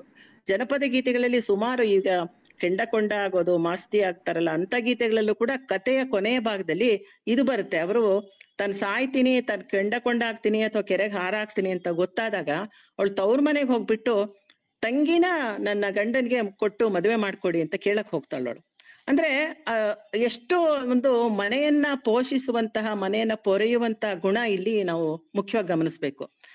ಕೆರೆಗೆ ಹಾರದ ಭಾಗೀರಥಿಯಲ್ಲಿ ಇದು ಯಾವ ಅಂಶಗಳು ಗೊತ್ತಾಗಲ್ಲ, ಆದ್ರೆ ಬೇರೆ ಬೇರೆ ಪಾಠಗಳಲ್ಲಿ ಈ ಅಂಶ ಬಹಳ ಮುಖ್ಯವಾಗಿ ಕಾಣುತ್ತೆ. ಅಂದ್ರೆ ಕೆರೆಗೆ ಹಾರವಾದ ನಂತರ ಕೂಡ ಅವರು ಬದುಕಿನ ಬಗ್ಗೆ ಯೋಚಿಸ್ತಿರ್ತಾರೆ. ಅಂದ್ರೆ ಸಾವಿನ ಅಂಚಿನಲ್ಲೂ ಸತ್ತ ಮೇಲೂ ಕೂಡ ಬದುಕಿನ ಬಗ್ಗೆ ಯೋಚಿಸ್ತಾರಲ್ಲ, ಅದು ಬಹಳ ಮುಖ್ಯವಾಗಿ ಬೇರೆ ಬೇರೆ ಪಾಠಗಳಲ್ಲಿ ಕಾಣಿಸುತ್ತೆ. ಅಂದ್ರೆ ಹೆಂಗಸರು ಯಾವತ್ತೂ ಕೂಡ ಸಾವಿಗೆ ಎದುರು ನೋಡೋದಿಲ್ಲ, ಅವರು ಸಾವಿನ ಬಯಸೋದು ಇಲ್ಲ. ಯಾಕೆಂದ್ರೆ ಅವ್ರಿಗೆ ಮನೆತನವನ್ನ ಮುಂದುವರ್ಸ್ಕೊಂಡು ಹೋಗೋದು, ಕಾಪಾಡ್ಕೊಂಡು ಹೋಗೋದು, ಅದನ್ನ ಪೋಷಿಸೋದೇ ಅವ್ರಿಗೆ ಬಹಳ ಮುಖ್ಯ ಆಗಿರುತ್ತೆ. ಹೀಗಾಗಿ ಅವಳು ತನ್ನ ಗಂಡನಿಗೆ ತಂಗಿನೇ ಕೊಟ್ಟು ಮದುವೆ ಮಾಡಿ ಅವಾಗ ಮಗುನ ನೋಡ್ಕೊಳಕ್ಕೆ ಒಬ್ರು ಬೇಕಾಗತ್ತೆ, ಗಂಡನ್ ನೋಡ್ಕೋಬೇಕು, ಮನೆ ನೋಡ್ಬೇಕು ಅಂತ ಹೇಳ್ಬಿಟ್ಟು ಎಲ್ಲ ವ್ಯವಸ್ಥೆ ಮಾಡ್ಬಿಟ್ಟು ಅವಳು ಆನಂತರ ಕೆರೆಗೆ ಬಲಿ ಆಗ್ತಾಳೆ. ಇಲ್ಲಿ ಈ ಪಾಠದಲ್ಲಿ ಇನ್ನೊಂದು ಗಮನಿಸ್ಬೇಕಾದ ಅಂಶ ಅಂತ ಹೇಳಿದ್ರೆ, ಅಲ್ಲಿ ಗಂಡ ಮಾದೇವರಾಯ ಸತಿ ಅದನ್ನ ನಮ್ಗೆ ಸತಿಯೊಡನೆ ಸಾಗಮನ ಅಂತಲೇ ಒಂದು ಟೆಕ್ಸ್ಟ್ ಇಟ್ಟಿದ್ರು ನಾವು ಮಿಡ್ಲ್ ಸ್ಕೂಲ್ ಎಲ್ಲ ಓದ್ಬೇಕಾದ್ರೆ. ಇಲ್ಲಿ ಇನ್ ಯಾವ ಪಾಠದಲ್ಲೂ ಕೂಡ ಗಂಡನಾದವನು ಹೆಂಡತಿಯ ಅಂದ್ರೆ ಈ ರೀತಿ ಕೆರೆಗೆ ಹಾರಾದಾಗ ಅವನು ಸಾಗಮನ ಮಾಡೋ ವಿಷಯ ಬರೋದಿಲ್ಲ. ಆದ್ರೆ ಇಲ್ಲಿ ಏನಾಗತ್ತೆ ಅಂತ ಹೇಳಿದ್ರೆ, ಅವನು ಆಮೇಲೆ ಬರ್ತಾನೆ, ಅಲ್ಲೂ ಹೇಗೆ ದಂಡಿನಿಗೆ ಹೋಗಿದ್ದ ಅವನಿಗೆ ದುಸ್ವಪ್ನಗಳು ಬೀಳುತ್ತೆ, ಅಪಶಕನಗಳು ಕಂಡ್ಬಿಟ್ಟು ಅವನು ಬರ್ತಾನೆ. ಬಂದ್ಮೇಲೆ ವಿಷಯ ತಿಳಿದ ಕೂಡ್ಲೆ ಅವನು ಕೆರೆ ಹತ್ರ ಬರ್ತಾನೆ. ಇಲ್ಲೂ ಕೂಡ ಅವನಿಗೆ ಬಂದಾಗ ಗೊತ್ತಾಗತ್ತೆ ಈ ತರ ಅವಳು ಕೆರೆಗೆ ಹಾರಾಗಿದ್ದಾಳೆ ಅಂತ. ಆಗ ಮಗುನ ಎತ್ಕೊಂಡೆ ಅಲ್ಲಿಗೆ ಬರ್ತಾನೆ. ಅವಳು ಆ ಮಗುನ ಹಾಲು ಕುಡಿಸ್ತಾಳ ಅವಳು. ಅಂದ್ರೆ ಎಷ್ಟರ ಮಟ್ಟಿಗೆ ಇದು ಜೀವನ್ಮುಖಿಯಾದಂತಹ ಒಂದು ಧೋರಣೆ ನಮ್ ಹೆಣ್ಮಕ್ಳಲ್ಲಿದೆ ಅಂತ ಹೇಳಿದ್ರೆ, ಅದನ್ನ ನಾವು ಇಲ್ಲಿ ಗಮನಿಸದೇ ಇದ್ರೆ ಇಡೀ ಜನಪದ ಕಾವ್ಯದ ಬೇರೆ ಬೇರೆ ಆಯಾಮಗಳನ್ನ ನಾವು ಓದುಗರನ್ನ ಅಥವಾ ನಮ್ಮಿಂದ ನಾವು ವಂಚನೆ ಮಾಡ್ಕೊಂಡಂಗಾಗುತ್ತೆ. ಅದರಿಂದ ಜನಪದ ಸಾಹಿತ್ಯವನ್ನ ಅಥವಾ ಜನಪದ ಕಾವ್ಯವನ್ನ ಶಿಷ್ಟ ಸಾಹಿತ್ಯದ ಮಾನದಂಡಗಳಿಂದ ನಾವು ತುಲನೆ ಮಾಡಕ್ಕೆ ಹೋದಾಗ ಈ ರೀತಿಯ ಅಂದ್ರೆ ಸಾಂಸ್ಕೃತಿಕವಾದಂತ ಅನೇಕ ಅಂಶಗಳು ಮತ್ತೆ ಐತಿಹಾಸಿಕವಾದಂತ ಅನೇಕ ಅಂಶಗಳು ನಮ್ಮ ಗಮನಕ್ಕೆ ಬರದೇ ಹೋಗುವಂತ ಸಾಧ್ಯತೆ ಇರುತ್ತೆ. ಅಷ್ಟರ ಮಟ್ಟಿಗೆ ನಾವು ಜನಪದ ಕಾವ್ಯವನ್ನ ಸರಿಯಾದ ರೀತಿಯಲ್ಲಿ ಅರ್ಥ ಮಾಡ್ಕೊಳಕ್ಕೆ ಸಾಧ್ಯ ಆಗಿಲ್ಲ. ಜನಪದ ಸಾಹಿತ್ಯ ಅಂದ್ರೇನೆ ಪಾಠಾಂತರಗಳು ಉಳ್ಳದು, ಪಾಠಾಂತರಗಳಿಲ್ಲದು ಜನಪದ ಸಾಹಿತ್ಯ ಅಲ್ವೇ ಇಲ್ಲ ಅನ್ನೋದು ಬಹಳ ಮುಖ್ಯವಾದಂತ ಅಂಶ. ಇಲ್ಲಿ ಇನ್ನೂ ಒಂದು ಬಂದಮ್ಮನ ಇತಿಹಾಸ ಅಂತ ಇನ್ನೊಂದು ಕೆರೆಗೆ ಹಾರಕ್ಕೆ ಸಂಬಂಧಪಟ್ಟಂಗೆ ತುಂಬಾ ಒಂದು ಬೇರೆನೆ ಒಂದು ಬರುತ್ತೆ. ಕೆರೆಗೆ ಹಾರವಾದ ಬಂದಮ್ಮನ ಇತಿಹಾಸ ಅಂತ ಅದನ್ನ SR ಗುರುನಾಥನ್ ಅವರು, ಚಿತ್ರದುರ್ಗದ ಪರಿಸರದವರು, ಅವರು ಈ ಕೆರೆಗೆ ಹಾರದ ಒಂದು ಕಥೆನ ಅವರ ಮನೆತನದ ಆ ಬಂದಮ್ಮ ಅನ್ನೋಳು ಅವರ ಅಜ್ಜಿ, ಅಂದ್ರೆ ಅಜ್ಜಿನೋ ಮುತ್ತಜ್ಜಿನೋ ಈ ರೀತಿ ಆ ಮನೆತನದ ಅಂದ್ರೆ ಹರಿಜನರ ಹೆಂಗಸು, ಅವಳು ಕೆರೆಗೆ ಬಲಿ ಆಗ್ತಾಳವಳು. ಅವಳ ಬಗ್ಗೆ ಆ ಪರಿಸರದಲ್ಲಿ ಬಂದಮ್ಮನ ಒಂದು ಗುಡಿ ಕೂಡ ಇದೆ, ಅದಕ್ಕೆ ಸಂಬಂಧಪಟ್ಟಂತ ಐತಿಹಾಸಿಕ ಕುರುಹುಗಳು ಕೂಡ ಇದೆ. ಆದ್ರೆ ಅಲ್ಲಿ ಹಾಡು ಹೇಳೋರೆಲ್ಲಾನು ಹೊನ್ನಮ್ಮನ ಹೆಸರಲ್ಲಿ ಹಾಡು ಹೇಳ್ತಾರಂತೆ. ಇದು ತುಂಬಾ ವಿಶೇಷವಾದಂತ ಒಂದು ಪ್ರಕ್ರಿಯೆ. ಯಾಕೆಂತ ಹೇಳಿದ್ರೆ ನಮ್ಮಲ್ಲಿ ಯಾವ್ಯಾವ ರೀತಿ ಇತಿಹಾಸನ ತಿರುಚುತ್ತಾರೆ, ಅದು ಸಾಹಿತ್ಯದಲ್ಲೂ ಹೇಗೆ ನಡೆದಿದೆ, ನಮ್ಮ ಬದುಕಿನಲ್ಲೂ ಸಾಮಾಜಿಕ ಬದುಕಿನಲ್ಲೂ ಹೇಗೆ ನಡೆದಿದೆ ಅನ್ನೋದಕ್ಕೆ ಈ ಬಂದಮ್ಮನ ಇತಿಹಾಸ ಅಥವಾ ಬಂದಮ್ಮ ಕೆರೆಗಾರ ಆದಂತ ವಿಷಯ ಹೇಳ್ತಾ ಅವರು, ಎಲ್ಲಿಯೂ ಯಾವುದಕ್ಕೂ ಸಲ್ಲದ ಕೆಳಜಾತಿಯ ತ್ಯಾಗ ಬಲಿದಾನಗಳು ಕೂಡ ಮೌಲ್ಯ ಕಳೆದುಕೊಳ್ಳುತ್ತವೆ, ಇಲ್ಲವೇ ಬಣ್ಣ ಬದಲಿಸಿಕೊಂಡು ಮೇಲು ಜಾತಿಯ ಸಂಸ್ಕೃತಿಗೆ ಅಪಹರಿಸಲ್ಪಡುತ್ತವೆ. ಹೀಗೆ ಅವರು ಒಬ್ಬ ಅವಳು ನಿಜವಾಗ್ಲೂ ಅಲ್ಲಿ ಏನಾಗತ್ತೆ ಅಂತ ಹೇಳಿದ್ರೆ, ಅಲ್ಲಿಯೂ ಕೂಡ ಕೆರೆಗೆ ನೀರ್ ಬರ್ಲಿಲ್ಲ ಅಂತ ಹೇಳ್ಬಿಟ್ಟು ಬಲಿ ಕೊಡ್ಬೇಕು ಅಂತ ಹೇಳಿದಾಗ ಅವನು ಅದೇ ಗೌಡ ಒಪ್ಕೊಳ್ಳೋದಿಲ್ಲ, ಹೇಗೆ ಕೊಡೋದು ಸೊಸೆನಾ ಅಂತ. ಅವಾಗ ಅವ್ರ ಆಳು ಮಗ ಇರ್ತಾನೆ, ಅವನು ಹರಿಜನರು, ಅವನು ಹೆಂಡತಿ ಗರ್ಭಿಣಿ ಆಗಿರ್ತಾಳೆ. ಅವಾಗ ಅವ್ರು ಶಾನುಭೋಗರು ಹೇಳ್ತಾರೆ, ಅಯ್ಯೋ ಆಳು ಮಗ ಅಂದ್ರೆ ನಿಮ್ ಮಗ ಇದ್ದಂಗೆ ಅಲ್ವಾ, ಆ ಸೊಸೆನೂ ನಿಮ್ ಸೊಸೆ ಇದ್ದಂಗೆನೆ, ಆದ್ರಿಂದ ಅವಳನ್ನೇ ಬಲಿ ಕೊಡಿ ಅಂತ. ಅವಾಗ ಅವಳನ್ನ ಬಲಿ ಕೊಡ್ತಾರೆ. ಅಂದ್ರೆ ಬಂದಮ್ಮ ಅನ್ನೋ ಒಂದು ಹರಿಜನ ಹೆಂಗಸನ್ನ ಅಲ್ಲಿ ಕೆರೆಗೆ ಬಲಿ ಕೊಡ್ತಾರೆ. ಆದ್ರೆ ಹಾಡು ಹೇಳೋದೆಲ್ಲಾನು ಹೊನ್ನಮ್ಮ ಅನ್ನೋ ಹೆಸರಲ್ಲಿ, ಅಂದ್ರೆ ಆ ಗೌಡ ಇರ್ತಾರಲ್ಲ ಆ ಮನೆತನದ ಸೊಸೆಯ ಹೆಸರಿನಲ್ಲಿ ಹಾಡುಗಳಿದೆಯಂತೆ. ಅಂದ್ರೆ ಇದಕ್ಕೆ ಅವ್ರಿಗೆ ಆಧಾರಗಳು ಕೂಡ ಸಿಗುತ್ತೆ ಅಲ್ಲಿ. ಯಾಕೆಂತ ಹೇಳಿದ್ರೆ ಆ ಕೆರೆಯ ದಡದಲ್ಲಿ ಬಂದಮ್ಮನ ಗುಡಿ ಕೂಡ ಇದೆ, ಬೇರೆ ಬೇರೆ ಕುರುಹುಗಳು ಇದೆ. ಎಲ್ಲಕ್ಕಿಂತ ಮುಖ್ಯವಾಗಿ ಅವರು ಹಾಡು ಹೇಳುವಂತ ಜನಪದ ಕವಯಿತ್ರಿನ ಕೇಳಿದಾಗ ಅವರು ಹೊನ್ನಮ್ಮನ ಹೆಸರಲ್ಲಿ ಹಾಡು ಹೇಳ್ತಾರೆ. ಅದ್ ಹೇಗೆ ನೀವು ಇಲ್ಲಿ ಬಂದಮ್ಮನ ಹಾಡು ಹೇಳ್ಬೇಕಲ್ಲ ಅಂದ್ರೆ ಅದ್ ನಮಗ್ ಬರಲ್ಲ ಅಂತಾರೆ.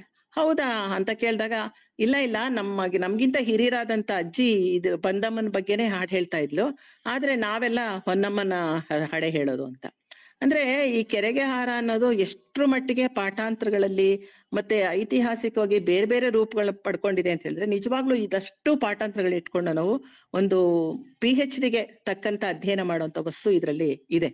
ಅಂದ್ರೆ ಮೂಲ ಹೇಗೆ ಇದಕ್ಕಲ್ದೆ ಚಿತ್ರದುರ್ಗದ ಈ ಮದಗದ ಕೆಂಚಮ್ಮನ ಹಾಡು ಹೇಳ್ದವಳು ಕೂಡ ಅವಳು ಹೇಳ್ತಾಳೆ, ನೀವು ನೋಡಿದೀರಾ ಆತರ ಕೆರೆಗೆ ಹಾರ ಆಗಿರೋದು ಯಾವತ್ತಾರು ಅಂತ ಕೇಳಿದಾಗ, ಇಲ್ಲ ಇತ್ತೀಚೆಗೆ ನೋಡಿಲ್ಲ, ಆದ್ರೆ ಊರಿನ ಪಕ್ಕ ಯಾವ್ದೋ ಒಂದು ಇದ್ರಲ್ಲಿ ಒಬ್ಬ ಬೋವಿ ಹುಡುಗನ್ನ, ಅವನು 10 ವರ್ಷದ ಹುಡುಗನ್ನ ಕೆರೆಗೆ ಬಲಿ ಕೊಟ್ರು ಅಂತ ನಾವು ಕೇಳಿದೀವಿ, ಅದು ಇತ್ತೀಚೆಗೆ ಅಂತ ಹೇಳ್ತಾಳೆ.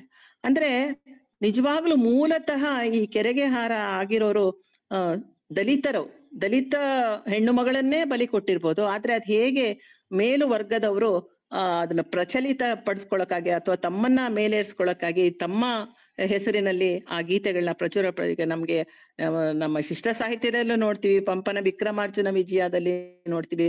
ಅರಸನ್ನ ಮೇಲೇರ್ಸೋದಕ್ಕಾಗಿ ಅರ್ಜುನನ ಜೊತೆ ಸಮೀಕರಿಸೋದಿರಬಹುದು. ಈ ರೀತಿಯ ಒಂದು ಪ್ರಕ್ರಿಯೆಗಳು ಸಾಹಿತ್ಯ ಕ್ಷೇತ್ರದಲ್ಲಿ ಹೇಗೆ ನಡೆದಿದೆ ಅನ್ನೋದಕ್ಕೆ ಈ ರೀತಿಯ ಅಂದ್ರೆ ಜನಪದ ಸಾಹಿತ್ಯದ ಬೇರೆ ಬೇರೆ ಪಾಠಗಳನ್ನ ನೋಡಿದಾಗ ತಿಳ್ಕೊಬೋದಾಗಿದೆ. ಅಂದ್ರೆ ಜನಪದ ಸಾಹಿತ್ಯ ಅಥವಾ ಜನಪದ ಕಾವ್ಯ ಅಂತಂದಾಗ ನಾವು ಅದಕ್ಕೆ ಸಾಹಿತ್ಯಿಕ ಮೌಲ್ಯಕ್ಕಿಂತ ಸಾಂಸ್ಕೃತಿಕ ಮೌಲ್ಯಗಳು ಬಹಳ ಮುಖ್ಯ ಅನ್ನೋದನ್ನ ಕೂಡ ಗಮನಿಸ್ಬೇಕು. ಯಾಕೆಂತ ಹೇಳಿದ್ರೆ ಬರೀ ಸಾಹಿತ್ಯವಷ್ಟೇ ನೋಡಿದ್ರೆ ನಾವು ಸಾಂಸ್ಕೃತಿಕವಾದ ಅನೇಕ ವಿಚಾರಗಳು ನಮ್ಮ ಗಮನಕ್ಕೆ ಬರದೇ ಹೋಗುತ್ತೆ. ಹಾಗೇನೆ ಆ ಕಾವ್ಯದ ಅಥವಾ ಸಾಹಿತ್ಯದ ಕೆಳಗೆ ಅಡಗಿರುವಂತ ಅನೇಕ ಐತಿಹಾಸಿಕವಾದಂತ ಅಂಶಗಳು ಕೂಡ ಮುಚ್ಚಿ ಹೋಗ್ತವೆ. ಈ ದೃಷ್ಟಿಯಿಂದ ನಾವು ಜನಪದ ಸಾಹಿತ್ಯವನ್ನು ಯಾವತ್ತೂ ಪಾಠಾಂತರಗಳು ಬಹಳ ಮುಖ್ಯ ಅನ್ನೋದನ್ನ ನಮ್ಮ ಜನಪದ ವಿದ್ವಾಂಸರು ಕೂಡ ಹೇಳ್ಕೊಂಡು ಬಂದಿದ್ದಾರೆ. ಒಂದು ಪಾಠಕ್ಕೆ ನೀವು ಯಾವತ್ತೂ ಸೀಮಿತ ಆಗ್ಬಾರ್ದು. ಅದು ನೀವು ಮಾಡೋ ವಿಮರ್ಶೆ ಆ ಪಾಠಕ್ಕಷ್ಟೇ ಅನ್ವಯಿಸುತ್ತೆ ಹೊರತು ಇಡೀ ಜನಪದ ಕಾವ್ಯಕ್ಕೆ ಅದನ್ನ ಅನ್ವಯಿಸಕ್ಕೆ ಸಾಧ್ಯ ಇಲ್ಲ ಅಂತ. ಈ ದೃಷ್ಟಿಯಿಂದ ನಾವು ಗಿರಡ್ಡಿ ಗೋವಿಂದರಾಜ್ ಅವರು ಮಾಡಿದಂತಹ ಒಂದು ಜನಪದ ಕಾವ್ಯದ ಒಂದು ವಿಮರ್ಶೆಗೂ ಮತ್ತೆ ನಾವು ಅದು ಬೇರೆ ಬೇರೆ ಪಾಠಾಂತರಗಳನ್ನ ನೋಡಿದಾಗ ನಮಗೆ ಸಿಗುವಂತ ಇಲ್ಲಿ ನಿಜಕ್ಕೂ ಹೆಣ್ಣು ತುಂಬಾ ದಿಟ್ಟವಾಗೇ ವರ್ತಿಸ್ತಾಳೆ. ಅಂದ್ರೆ ಭಾಗೀರಥಿ ತರ ಬರೀ ಕಣ್ಣೀರ್ ಹಾಕೊಂಡಿರೋ ಹೆಣ್ಣು ಅಲ್ವೇ ಅಲ್ಲ, ಅವಳು ನೇರವಾಗೇ ಹೇಳ್ತಾಳೆ, ನಮ್ಮ ಮಾವ ನನ್ನ ಕೆರೆಗೆ ಬಲಿ ಕೊಡ್ತಿದ್ದಾರೆ ಅಂತ ಅವ್ರ ಅಮ್ಮಂಗೆ ಹೇಳ್ತಾಳೆ. ಆಮೇಲೆ ತನ್ನ ಮನೆತನದ ಒಂದು ಸುವ್ಯವಸ್ಥೆನ ಕಾಪಾಡ್ಬೇಕು ಅಂತ ಅದಕ್ಕೆ ಏನೇನ್ ಬೇಕೋ ಅದನ್ನೆಲ್ಲ ಗಟ್ಟಿಯಾಗಿ ಧೈರ್ಯವಾಗಿ ನಿಂತು ವ್ಯವಸ್ಥೆ ಮಾಡ್ತಾಳೆ. ಅಂದ್ರೆ ವ್ಯವಸ್ಥೆ ವಿರುದ್ಧ ಹೋರಾಡೋದು ಬಹಳ ಸುಲಭ ಅಲ್ಲ. ಅದು ಇವತ್ತಿಗೂ ಕೂಡ ಅದು ಅನ್ವಯಿಸುವಂತ ಮಾತು. ವ್ಯವಸ್ಥೆಯ ವಿರುದ್ಧ ಹೋಗುವಂಥದ್ದು ಅಥವಾ ವ್ಯವಸ್ಥೆ ಪ್ರತಿಭಟಿಸೋದು ಅದ್ರಲ್ಲೂ ಹೆಣ್ಣಾದವಳಿಗೆ ಬಹಳ ಕಷ್ಟ ಇದೆ ಸಮಾಜದಲ್ಲಿ. ಅದು ಇಷ್ಟು ಆಧುನಿಕ ಕಾಲದಲ್ಲೂ ಕೂಡ ಅದನ್ನ ಮಾಡಕ್ ಹೋದ್ರೆ ಏನೇನಾಗತ್ತೆ, ಅವ್ರು ಯಾವ್ಯಾವ ರೀತಿ ಕಷ್ಟಗಳನ್ನ ಅನುಭವಿಸ್ಬೇಕಾದ್ರೆ ನಾವು ದಿನನಿತ್ಯ ನಮ್ಮ ಕಣ್ಣೆದ್ರಿಗೆ ಘಟನೆಗಳಿದೆ. ಆ ದೃಷ್ಟಿಯಿಂದ ನಾವು ಅವಳು ಪ್ರತಿಭಟಿಸ್ತಿಲ್ಲ ಅನ್ನೋದಕ್ಕಿಂತ ಹೆಚ್ಚಾಗಿ ಅವರ ಜೀವನ್ಮುಖಿ ಧೋರಣೆ ಇದೆಯಲ್ಲ ಹೆಣ್ಣುಗಳದು, ನಮ್ಮ ಜನಪದ ಸ್ತ್ರೀಯರದು ಅಥವಾ ಸ್ತ್ರೀಯರದಲ್ಲೇ ಸಾಮಾನ್ಯವಾಗಿ ಯಾವ ಸ್ತ್ರೀಯರು ಕೂಡ ಸಾವನ್ನ ಬಯಸೋದಿಲ್ಲ. ಅದೇ ಗಂಡಸರು ಪುರುಷರು ಸಾವಿನ ಕುರಿತು ಬಹಳ ಗಂಭೀರವಾದ ಚಿಂತನೆ ನಡೆಸ್ತಾರೆ. ಸಾವಿನ ನಂತರ ಏನಾಗುತ್ತೆ, ಸ್ವರ್ಗ ಅಂದ್ರೇನು, ನರಕ ಅಂದ್ರೇನು, ಪಾಪ ಪುಣ್ಯ ಇತ್ಯಾದಿಯಾಗಿ ಜಿಜ್ಞಾಸೆಗಳನ್ನ ನಡೆಸೋದು ನೋಡ್ತೀವಿ. ಆದ್ರೆ ಯಾವ ಹೆಣ್ಣು ಮಕ್ಕಳು ಕೂಡ ಸಾವನ್ನ ಸ್ವೀಕರಿಸೋದಾಗ್ಲಿ ಅಥವಾ ಸಾವಿನ ಬಗ್ಗೆ ಮಾತಾಡಿದ್ದಾಗ್ಲಿ ಅಥವಾ ಸಾವನ್ನ ಅಂದ್ರೆ ಸಾವು ಅಂದ್ರೆ ಏನೋ ಬಹಳ ಮೋಕ್ಷ ಮುಕ್ತಿ ಅಂತ ವೈಭವೀಕರಿಸಿದ್ದಾಗ್ಲಿ ನಾವು ನೋಡಲ್ಲ. ಇದಕ್ಕೆ ಇನ್ನೊಂದು ಸಮರ್ಥನೆ ಅಂತ ಹೇಳಿದ್ರೆ ನಮ್ಮಲ್ಲಿ ಜವರಾಯನ್ ಹಾಡು ಅಂತ ಒಂದು ಬಹಳ ಪ್ರಸಿದ್ಧವಾದ ಗೀತೆ ಇದೆ. ಆ ಜವರಾಯನ್ ಹಾಡುನಲ್ಲೂ ಕೂಡ ಹೆಣ್ಮಗಳು ಯಾವತ್ತೂ ಕೂಡ ಅವಳು ಹೇಳ್ತಾಳೆ, ಅವಳು ಜವರಾಯ ಬಂದಾಗ ಮನೆಗ್ ಬಂದ ಅತಿಥಿ ಅನ್ನೋ ತರ ಸ್ವಾಗತಿಸ್ತಾಳೆ ಜವರಾಯನ್ನ. ಅದೊಂದು ಸುಮ್ನೆ ನಾನು ಓದ್ತೀನಿ. ಅಂದ್ರೆ ಹೆಣ್ಣು ಮಕ್ಕಳ ದೃಷ್ಟಿಕೋನ ಯಾವ ರೀತಿ ಇರುತ್ತೆ ಅಂತ ಹೇಳಿದ್ರೆ, ಅವರು ಬದುಕಿನುದ್ದಕ್ಕೂ ಕಷ್ಟ ಪಟ್ಕೊಂಡು ಸಂಸಾರ ನೀಗಿಸ್ಕೊಂಡು ಬಂದವ್ರಿಗೆ ಅಕಾಲಿಕವಾದ ಸಾವು ಯಾವತ್ತೂ ಇಷ್ಟ ಆಗಲ್ಲ. ಅದಕ್ಕಾಗಿ ಅವರು ಆ ಜವರಾಯನ್ ಹೇಳ್ತಾರೆ, ಜವರಾಯ ಬಂದರೆ ಬರಿ ಕೈಲಿ ಬರಲಿಲ್ಲ, ಕುಡುಗೋಲು ಕೊಡಲಿ ಒಂದ್ ಹೆಗಲೇರಿ ಜವರಾಯ, ಒಳ್ಳೊಳ್ಳೆ ಮರನ ಕಡಿ ಬಂದ, ಫಲಬಿಟ್ಟ ಮರನ ಕಡಿ ಬಂದ, ಎಂದೂ ಬರದ ಜವರಾಯ ಹಿಂದೇಕೆ ಬಂದಿರಿ, ಕೊಳ್ಳಯ್ಯ ನೀರ ಕುಡಿ ನೀರ, ಕೂರೋಕೆ ಬಂದಿಲ್ಲ ನಿಲ್ಲೋಕೆ ಬಂದಿಲ್ಲ, ಗಂಡಾನ ಮಡದಿ ನಡಿ ಮುಂದೆ, ಮಳಿಮಳಿಗೆ ಹಚ್ಚಡ ಮಳಿಗೆ ಮುಂಡಾಸಿನ, ಗಂಡನ ಬಿಟ್ಟು ನಾನ್ ಹೆಂಗೆ ಬರಲೋ, ಗಂಡಾಗೆ ತಕ್ಕಂತ ದುಂಡೀರು ಬರ್ತಾರೆ, ಗಂಡಾನ ಮಡದಿ ನಡಿ ಮುಂದೆ, ಹಾಲು ಬಾನ ಉಂಡು ತೋಳ ಮೇಲಾಡುವ, ಬಾಲನ ಬಿಟ್ಟು ನಾ ಹೆಂಗೆ ಬರಲೋ, ಬಾಲಗೆ ತಕ್ಕಂತ ಬಾಲೇರು ಬರ್ತಾರೆ, ಬಾಲನ ತಾಯಿ ನಡಿ ಮುಂದೆ. ಹೀಗೆ ಇಲ್ಲಿ ಹೆಣ್ಣು ಮಗಳು ಜವರಾಯನನ್ನ ಮನೆಗ್ ಬಂದ ಅತಿಥಿ ಅನ್ನೋಷ್ಟು ಆಧಾರದಿಂದ ಉಪಚರಿಸ್ತಾಳೆ. ಆದ್ರೆ ತಾನು ಅಷ್ಟೆಲ್ಲಾ ಕಷ್ಟಪಟ್ಟು ಸಂಪಾದಿಸಿದ ಸೊಕ್ಕು ಸಂತೋಷಗಳನ್ನ ಕ್ಷಣಕಾಲನಾದ್ರೂ ಅನುಭವಿಸಕ್ ಬಿಡದೆ ನನ್ನನ್ನು ಕರ್ಕೊಂಡೋಗೋ ಸರಿನಾ ಅಂತ ಅವಳು ಜವರಾಯನನ್ನ ಅಂಗಲಾಚಿ ಬೇಡ್ಕೊತಾಳೆ. ಆಮೇಲೆ ಅವಳು ಆದ್ರೆ ಈ ಹೆಣ್ಣು ಮಕ್ಕಳ ಈ ವ್ಯಾಮೋಹ, ಬದುಕಿನ ಕುರಿತು ವ್ಯಾಮೋಹನ ಪುರುಷ ಜಗತ್ತು ಎಷ್ಟ್ರ ಮಟ್ಟಿಗೆ ಲೇವಡಿ ಮಾಡುತ್ತೆ ಅಂದ್ರೆ, ಆಕೆ ಪ್ರಶ್ನೆಗಳಿಗೆ ಯಮ ಕೊಡೋ ಉತ್ತರದಲ್ಲಿ ಮನೆ ಮಠ ಒಡವೆ ವಸ್ತು ಇಂಥ ಕ್ಷುಲ್ಲಕ ವಸ್ತುಗಳಿಗೆ ಅಂಟಿಕೊಂಡಿರೋ ಬುದ್ಧಿಗೇಡಿ ನೀನು ಅನ್ನೋ ಲೇವಡಿ ಇದೆ.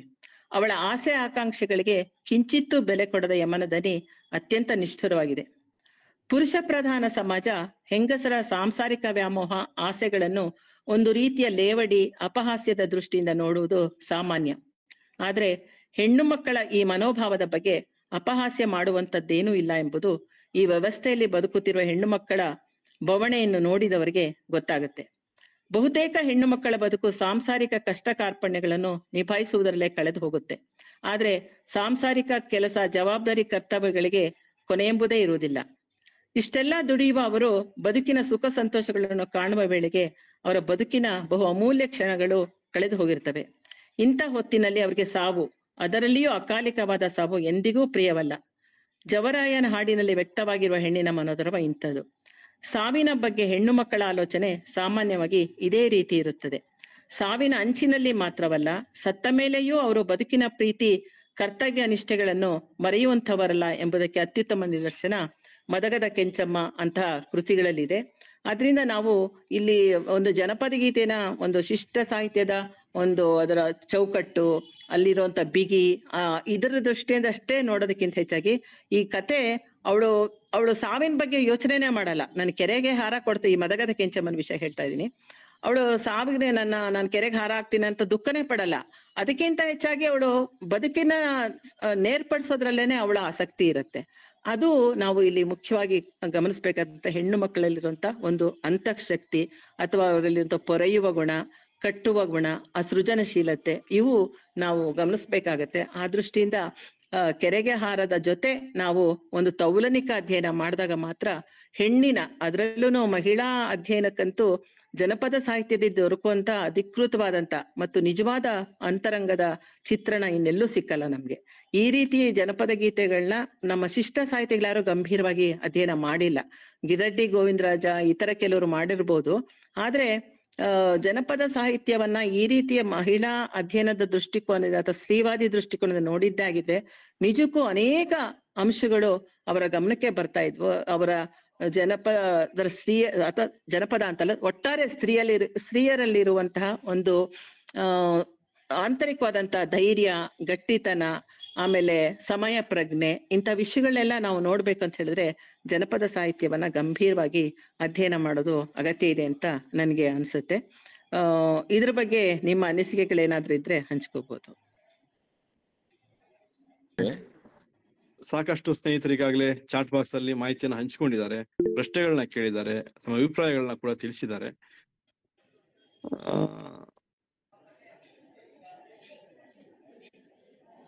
ರಾಜೇಂದ್ರ ಕುಮಾರ್ ಮುದ್ನಾಳ್ ಅವರು ಒಂದು ಪ್ರಶ್ನೆಯನ್ನ ಎತ್ತಿದ್ದಾರೆ.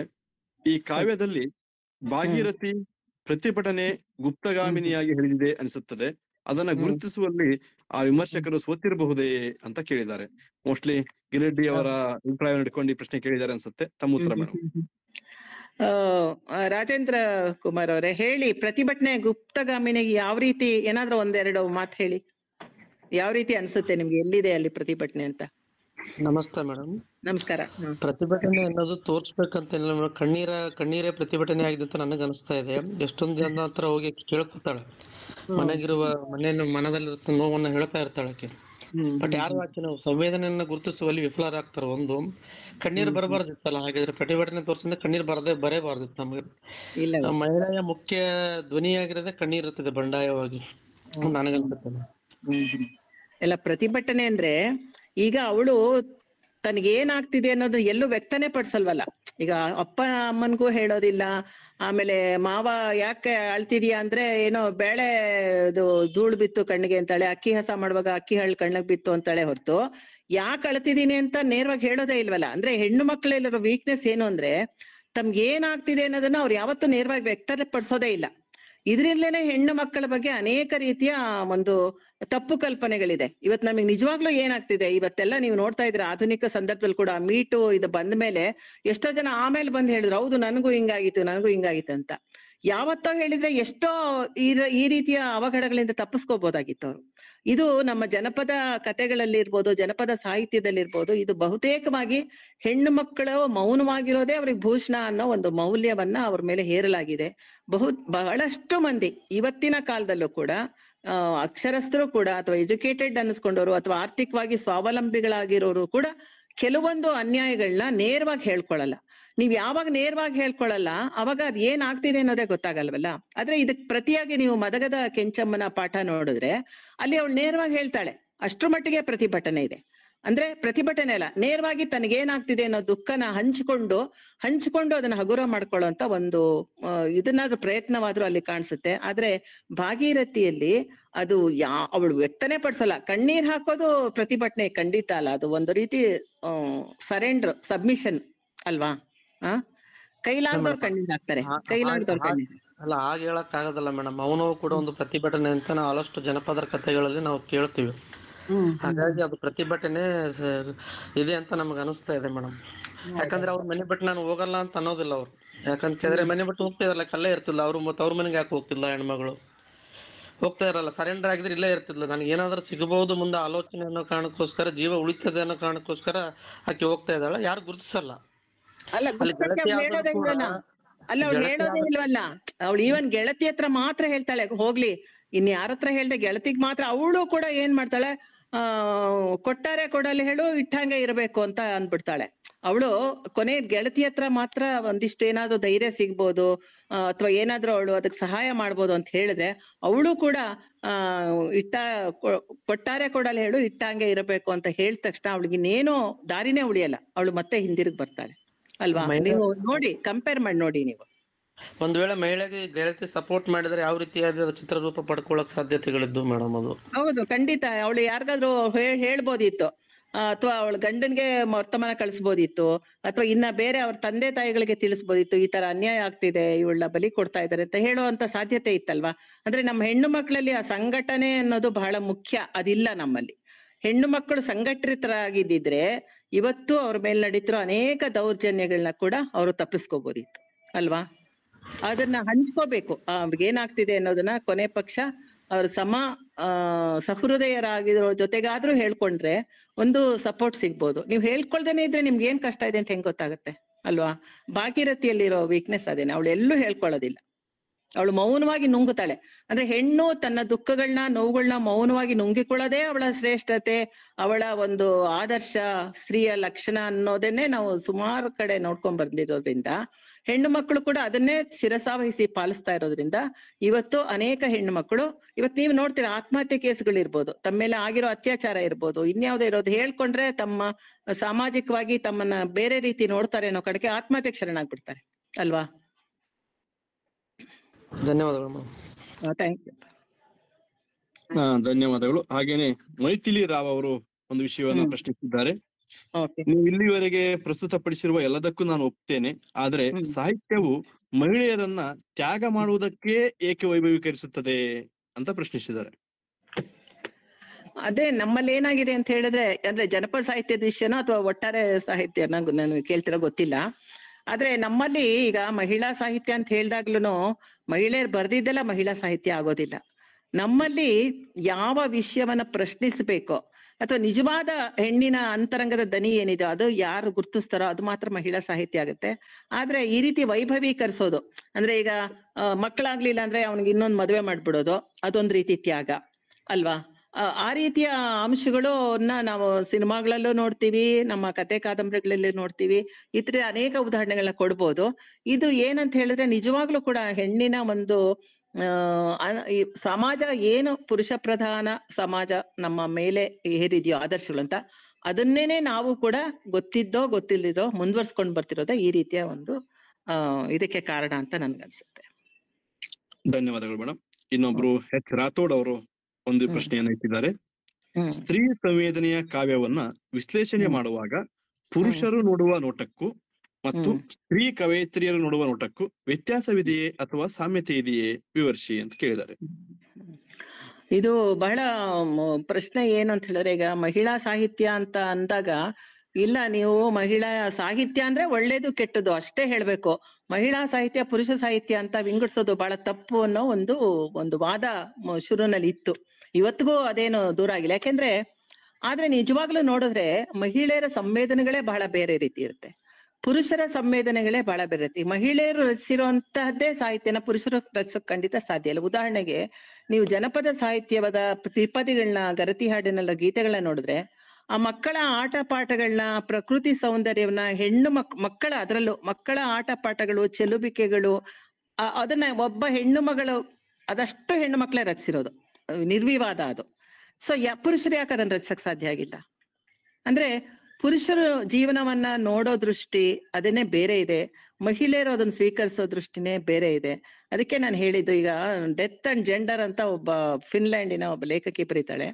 ಈ ಸಾವನ್ನ ವಿಷಯಕ್ಕೆ ಬಂದಾಗ ಗಂಡು ಮಕ್ಕಳು ಎಷ್ಟೊಂದು ಜಿಜ್ಞಾಸೆಗಳು ನಡೆಸಿದ್ದಾರೆ, ಎಂತೆಂತ ಉದ್ಗ್ರಂಥಗಳನ್ನ ರಚಿಸಿದ್ದಾರೆ, ಎಷ್ಟೆಷ್ಟು ಅದ್ರ ಬಗ್ಗೆ ಚರ್ಚೆಗಳನ್ನ ನಡೆಸಿದ್ದಾರೆ. ಆದ್ರೆ ಏನಾರು ಹೆಣ್ಮಕ್ಳು ಏನಾರು ಬರ್ದಿದಾರ ಆತರ ಅಂತ ಪ್ರಶ್ನೆ ಬಂದ್ರೆ, ಹೌದು, ಹೆಣ್ಮಕ್ಳು ಬರೆಯಕ್ ಸಾಧ್ಯನೇ ಇಲ್ಲ. ಯಾಕೆಂದ್ರೆ ದಿನನಿತ್ಯದ ಸಾಂಸಾರಿಕವಾದಂತ ಕೆಲಸಗಳನ್ನ ಮಾಡಿ ಮುಗಿಸೋದ್ರಲ್ಲೇನೆ ಅವರ ಜೀವನದ ಬಹುಕಾಲು ಮುಗ್ದು ಹೋಗಿರುತ್ತೆ. ಆಮೇಲೆ ಈ ರೀತಿಯ ಒಂದು ಅಮೂರ್ತ ಚಿಂತನೆಗಳನ್ನ ಯಾವತ್ತೂ ಅವ್ರ ಬೆಲೆ ಕೊಟ್ಟೇ ಇಲ್ಲ. ಅವ್ರಿಗೆ ಏನಿದ್ರು ಹೇಳಿದ್ರೆ ನಿಮ್ಗೆ ಎದುರಿಗೆ ಕಾಣ್ತಿರಂತ ಜೀವನ ಮುಖ್ಯ ಅಷ್ಟೇ, ಬದುಕು ಮುಖ್ಯ. ಇವರೆಲ್ಲ ಸಾವಿನ ಬಗ್ಗೆ ಚಿಂತನೆ ನಡೆಸ್ಬೇಕಾ ಹೆಣ್ಣು ಮಕ್ಕಳು ಸಾವಿನ ಅಂಚಿನಲ್ಲಿರೋರಿಗೆ, ವೃದ್ಧರಿಗೆ, ಮಕ್ಕಳಿಗೆ ಆರೈಕೆ ಮಾಡೋದ್ರಲ್ಲಿ ತೊಡಗಿರ್ತಾ ಇದ್ರು ಅಂತ ಅವಳು ಬರೀತಾಳೆ. ಅದು ನಿಜ ಕೂಡ. ಯಾಕೆಂತ ಹೇಳಿದ್ರೆ ನೀವು ಇವತ್ತಿಗೂ ಕೂಡ ಅವಳು ಎಂತದೇ ಆರ್ಥಿಕವಾಗಿ ಎಂತದೇ ಉನ್ನತ ಸ್ಥಿತಿಯಲ್ಲಿ ಇದ್ರು ಹೆಣ್ಣು ಮಕ್ಕಳು ತಮ್ಮ ಮನೆ ಸಾಂಸಾರಿಕ ಬದುಕು ಆ ವಿಷಯಕ್ಕೆ ಕೊಟ್ಟಷ್ಟು ಇಂಪಾರ್ಟೆನ್ಸ್, ಪ್ರೈಮರಿ ಇಂಪಾರ್ಟೆನ್ಸ್ ನ ಬೇರೆ ವಿಷಯಗಳಿಗೆ ಕೊಡಕ್ ಸಾಧ್ಯ ಇಲ್ಲ. ಇವೆಲ್ಲ ಒಂದ್ ರೀತಿ ಜಿಜ್ಞಾಸೆಗಳೆಲ್ಲ ತುಂಬಾ ಬಿಡುವಿರೋರು ಮಾಡುವಂತ ಕೆಲ್ಸಗಳು. ತುಂಬಾ ನೀವು ಒಂಥರ ಪ್ರಾಕ್ಟಿಕಲ್ ಆಗಿ ನೋಡಿ, ನೀವಿವತ್ತು ಇಂಥ ಜಿಜ್ಞಾಸೆಗಳೆಲ್ಲ ಯಾರು ಸುಮ್ನೆ ಕುತ್ಕೊಂಡು ಈಗ ಕ್ರಿಕೆಟ್ ಬಗ್ಗೆ ಅಷ್ಟೊಂದು ಚರ್ಚೆಗಳು ಮಾಡ್ಬೋದು, ಕ್ರಿಕೆಟ್ ನೋಡ್ಕೊಂಡು ಕಾಲ ಕಳಿಬಹುದು, ರಾಜಕೀಯದ ಬಗ್ಗೆ ಮಾತಾಡ್ಬೋದು, ಅಂಗಡಿಗಳ ಮುಂದೆ ಸಾಲ್ ಗಟ್ಲೆ ಕುತ್ಕೊಂಡು ಕಾಫಿ ಕುಡ್ಕೊಂಡು ಸಿಗರೇಟ್ಗಳು ಸೇರ್ಕೊಂಡು ಯಾವತ್ತಾರು ಹೆಣ್ಮಕ್ಳು ಆತರ ಇರೋದು ನೋಡಿದೀರಾ ನೀವು? ಖಂಡಿತ ಇಲ್ಲ, ಬಹಳ ಅಪರೂಪ ಅದು. ಯಾಕೆಂದ್ರೆ ಹೆಣ್ಣು ಮಕ್ಕಳ ಒಂದು ಬದುಕೇ ಅವರು ಸಾಂಸಾರಿಕ ಬದುಕಿಗೆ ಕೊಟ್ಟಷ್ಟು ಪ್ರಾಧಾನ್ಯತೆನ ಬೇರೆ ವಿಷಯಗಳಿಗೆ ಅವ್ರು ಕೊಡೋದಿಲ್ಲ, ಕೊಡೋ ಅಗತ್ಯನೂ ಇಲ್ಲ.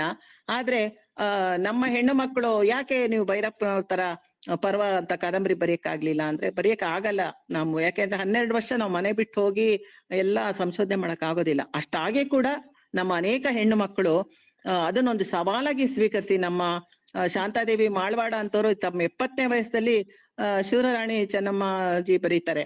ಹಾಗೇನೆ ನಮ್ಮ ಕಡಿದಾಳ್ ಮಂಜಪ್ಪ ಅವರ ಮಿಸ್ಸೆಸ್ ಮಲ್ಲಿಕಾ ಕಡಿದಾಳ್ ಅವರು ತಮ್ಮ 75ನೇ ವಯಸ್ಸಲ್ಲಿ ವಿವೇಕಾನಂದ ವಿಜಯಂ ಅನ್ನೋ ಮಹಾಕಾವ್ಯ ಬರೀತಾರೆ. ಆದ್ರೆ ಇದನ್ನ ಯಾರು ಗುರ್ಸೋದು ಇಲ್ಲ.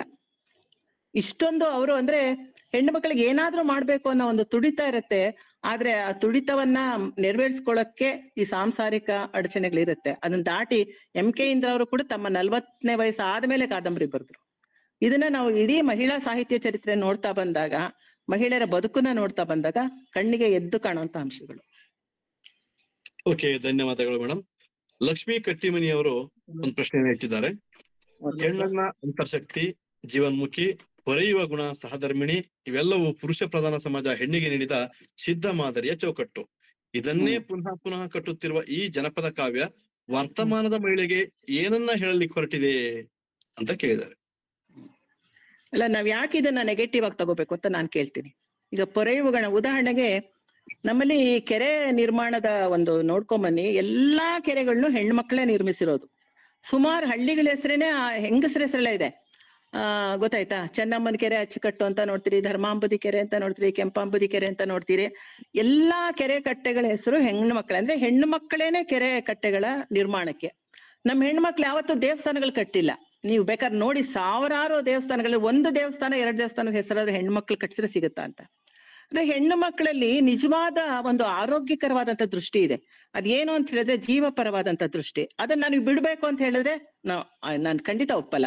ಯಾಕೆಂದ್ರೆ ಅದು ಗಂಡಸರು ಕಲ್ತ್ಕೋಬೇಕಾದಂತ ಗುಣ. ಅದು ಜೀವಪರವಾದಂತ ಕೆಲಸಗಳು ಹೋಗ್ಬಿಟ್ಟು ವೆಂಕಟೇಶ್ವರಂಗೆ ವಜ್ರದ ಕಿರೀಟ ಮಾಡಿಸು, ಚಿನ್ನದ ರಥ ಕೊಡು ಅನ್ನೋದಲ್ಲ ಪುಣ್ಯದ ಕೆಲಸ. ಆದ್ರೆ ನಮ್ಮ ಹೆಣ್ಣು ಮಕ್ಳು ಎಷ್ಟು ಆರೋಗ್ಯಕರವಾದ ನಿಲುವು ಅಂತ ಹೇಳಿದ್ರೆ ಅವರು ಕೆರೆ ಕಟ್ಟೆಗಳನ್ನ ಕಟ್ಸಿದ್ದಾರೆ. ಎಲ್ಲಕ್ಕಿಂತ ಮುಖ್ಯವಾಗಿ ವೇಶ್ಯೆಯರು, ಸುಳೆ ಕೆರೆ ಇರ್ಬೋದು, ಸುಳೆ ಬಾವಿ ಇರ್ಬೋದು, ಇಂತ ಅನೇಕ ಹೆಸರುಗಳು, ಬಂಜೆಗೆರೆ ಇರ್ಬೋದು, ಇವರು ಪುಣ್ಯದ ಕೆಲಸ ಅಂತ ಕೆರೆಗಳನ್ನ ಕಟ್ಸರು. ಅಂದ್ರೆ ಇಡೀ ಜೀವ ಜಾತಿಗೆ ಬೇಕಾದ್ದು ನೀರು, ಜೀವ ಜಾತಿಗೆ ಏನು ಅಗತ್ಯವಾಗಿದೆಯೋ ಆ ಕೆಲಸ ಹೆಣ್ಮಕ್ಳು ಮಾಡಿದ್ರೆ ಹೊರತು ಹೋಗ್ಬಿಟ್ಟು ದೇವಸ್ಥಾನಗಳನ್ನ ಕಟ್ಟಿಸ್ಲಿಲ್ಲ, ಕೋಟೆಗಳನ್ನ ಕಟ್ಟಿಸ್ಲಿಲ್ಲ, ಅಥವಾ ಯುದ್ಧಗಳನ್ನ ಮಾಡ್ಲಿಲ್ಲ. ಅಂದ್ರೆ ಇದನ್ನ ನಾವು ನೆಗೆಟಿವ್ ಆಗಿ ನೋಡ್ತೀವಲ್ಲ. ಜನಪದ ಸಾಹಿತ್ಯ ತುಂಬಾ ವೈಭವೀಕರಿಸಿರ್ಬೋದು, ಆದ್ರೆ ಅದ್ರಲ್ಲಿ ಇರೋಂತ ಒಂದು ಈ ಭಾವನಾತ್ಮಕತೆ ಇದೆಯಲ್ಲ, ಅದು ಇವತ್ತು ಅತ್ಯಂತ ಅಗತ್ಯ ಅಂತ ನಾನು ಹೇಳ್ತೀನಿ. ಒಂದು ಮರ ಕಡಿದ್ರೆ ನಮ್ಗೆ ದುಃಖ ಆದ್ರೆ ಅದು ಬೇಕು, ಅದು ದಟ್ ಈಸ್ ಪಾಸಿಟಿವ್ ಅಂತ ನಾನು ಹೇಳೋದು. ಅದ್ರಿಂದ ಇದು ನೀವು ಇದನ್ನೇ ಮುಳ್ಸ್ಕೊಂಡ್ ಬನ್ನಿ ಅಂತ ಹಂಗಾರೆ ಕೆರೆನೂ ಮುಳುಗಿಸಿ ಅಲ್ಲೊಂದ್ ಸೈಟ್ ಮಾಡಿ, ನದಿಗಳನ್ನೆಲ್ಲ ಮುಚ್ಚಾಕಿ, ಅಲ್ಲಿಷ್ಟು ಅಪಾರ್ಟ್ಮೆಂಟ್ಸ್ ಕಟ್ಟಿ, ಬೆಟ್ಟ ಗುಡ್ಡಗಳನ್ನೆಲ್ಲ ನೆಲ ಸಮ ಮಾಡಿ, ಅಲ್ಲೊಂದ್ ರೆಸಾರ್ಟ್ ಮಾಡಿ, ಇದನ್ನ ನೀವು ಆಧುನಿಕತೆ ಅಂತ ಹೇಳಿದ್ರೆ ಖಂಡಿತ ನಾವು ತುಂಬಾ ಪ್ರತಿಗಾಮಿಗಳಾಗಿದೀವಿ ಅಂತ ಹೇಳ್ಬೇಕು. ಅದರಿಂದ ನಾವು ಜೀವಪರವಾದಂತ ದೃಷ್ಟಿ ಅಂದ್ರೆ ನೆಗೆಟಿವ್ ಅಲ್ವೇ ಅಲ್ಲ. ಹೆಣ್ಣು ಮಕ್ಕಳಿರೋ ಭಾವನಾತ್ಮಕತೆನೇ ಈ ಜೀವನ ಅಥವಾ ಈ ಭೂಮಿಯನ್ನ, ಈ ಹಸಿರನ್ನ ಉಳಿಸ್ಬೋದು.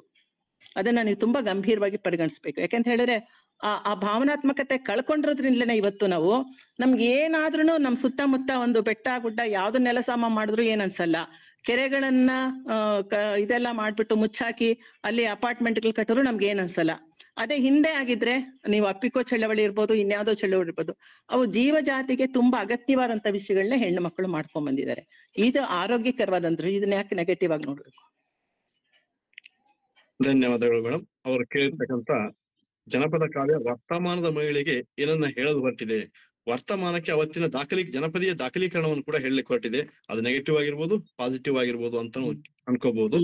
ಹಾಗೆ ಜಾಗು ಜೇವಳಗಿ ಅವರು ಒಂದು ಪ್ರಶ್ನೆ ಹೆಚ್ಚಿದ್ದಾರೆ. ಹೇಳಿ ಸರ್.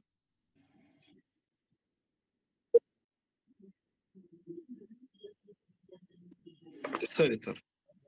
ನದಾಬ್ ಸರ್ ಪ್ಲೀಸ್ ನಿಮ್ಮ ಮಾಹಿತಿಯನ್ನ, ಸಂವಾದವನ್ನ, ಪ್ರಶ್ನೆಯನ್ನ ಇದ್ರ ಹಂಚಿಕೊಳ್ಳಿ ಸರ್. ಜಾಗು ಜೇವರ್ಗಿ ಅವರು, ಕೆರೆಗೆ ಹಾರದಲ್ಲಿ ಹೆಣ್ಣು ಮಗಳಿಗೆ ಮಾತ್ರ ಬಲಿಯಾಗಿ ಕೊಡ್ಬೇಕಾಗಿತ್ತು, ಆ ಹೆಣ್ಣಿನ ಬದಲಿಗೆ ಗಂಡಸರಿಗೂ ಕೊಡ್ಬೋದಾಗಿತ್ತಲ್ವಾ ಮೇಡಮ್? ಕೆರೆ ಬಲಿ ಕೊಡಬೇಕು ಎಂದು ಹೇಳೋಕೆ ಹೇಗೆ ಸಾಧ್ಯ ಅನ್ನುವ ಪ್ರಶ್ನೆಯನ್ನ ಎತ್ತಿದ್ದಾರೆ. ಅಲ್ಲ, ಇದೆಲ್ಲ ಹಿಂದಿನಿಂದ ಬಂದಿರೋಂತ ಕೆಲವು ಮೂಢನಂಬಿಕೆಗಳಿದೆ. ಈಗ ಗಂಡು ಮಕ್ಕಳು ಬಲಿನೂ ಇದೆ. ನಿಮ್ಮ ರಾಜ ಮಹಾರಾಜರ ಕಾಲದಲ್ಲಿ ಗರುಡರಾಗೋದು ಇರ್ಬೋದು, ಇನ್ನೇನೇನೋ ಜೋಳಬಾಳಿಗಳು, ಏನೇನೋ ಒಂದು ಕಲ್ಪನೆ. ಅಂದ್ರೆ ಅದ್ರಲ್ಲೂ ಕೆಳವರ್ಗದ ದಲಿತ ವರ್ಗದ ಅವ್ರನ್ನ ಬಲಿ ಕೊಡೋ ಅವೆಲ್ಲ ಇದೆಯಲ್ಲ, ಅವೆಲ್ಲ ಗಂಡಸರನ್ನೇ ಅಲ್ಲಿ ಕೊಟ್ಟಿರೋದು ಅಲ್ವಾ, ಬಲಿ ಕೊಟ್ಟಿರೋದು. ಇಲ್ಲಿ ಹೆಣ್ಣು ಮಕ್ಕಳು ಅಂತ ಹೇಳೋದು ಏನು ಅಂತ ಹೇಳಿದ್ರೆ, ಕೆಲವು ನಮ್ಮಲ್ಲಿ ಆದಿಮಾನವ ಕಾಲದಿಂದ ಕೆಲವು ಮೂಢನಂಬಿಕೆ ಅಂದ್ರೆ ಹೆಣ್ಣು ಯಾವಾಗಲೂ ಜೀವದಾಯಿನಿ ಅಲ್ವಾ, ಇನ್ನೊಂದಕ್ಕೆ ಜೀವ ಕೊಡೋ ಶಕ್ತಿ ಇರೋದು ಹೆಣ್ಣಿಗೆ ಮಾತ್ರ. ಆದ್ರಿಂದ ಇದೊಂದು ರೀತಿ ಸಿಂಪಥೆಟಿಕ್ ಮ್ಯಾಜಿಕ್, ಕಾಂಟೇಜಿಯಸ್ ಮ್ಯಾಜಿಕ್ ಅಂತ ಕೆಲವೆಲ್ಲ ಕಾನ್ಸೆಪ್ಟ್ಸ್ ಬರುತ್ತೆ ಜನಪದ ಅಧ್ಯಯನದಲ್ಲಿ. ಏನಂತ ಹೇಳಿದ್ರೆ, ನಾವು ಒಂದು ಗರ್ಭಿಣಿ ಸ್ತ್ರೀಯನ್ನ ಅಥವಾ ರಕ್ತವನ್ನ ಕೊಟ್ಟಾಗ ಅದು ಒಂದು ಇನ್ನೊಂದು ಜೀವಕ್ಕೆ ಅದು ಒಂದು ಪೂರಕವಾಗಿರುತ್ತೆ ಅನ್ನೋ ಒಂದು ಪರಿಕಲ್ಪನೆ. ಹಾಗಾಗಿ ಅದರಲ್ಲೂ ಸ್ತ್ರೀಯರನ್ನ ಯಾವಾಗಲೂ ಶೋಷಿತರಾಗೆ ಉಳಿಸ್ಕೊಂಬಂದೆ. ಅದು ಕೂಡ ನೀವು ನೋಡ್ಲೇಬೇಕು.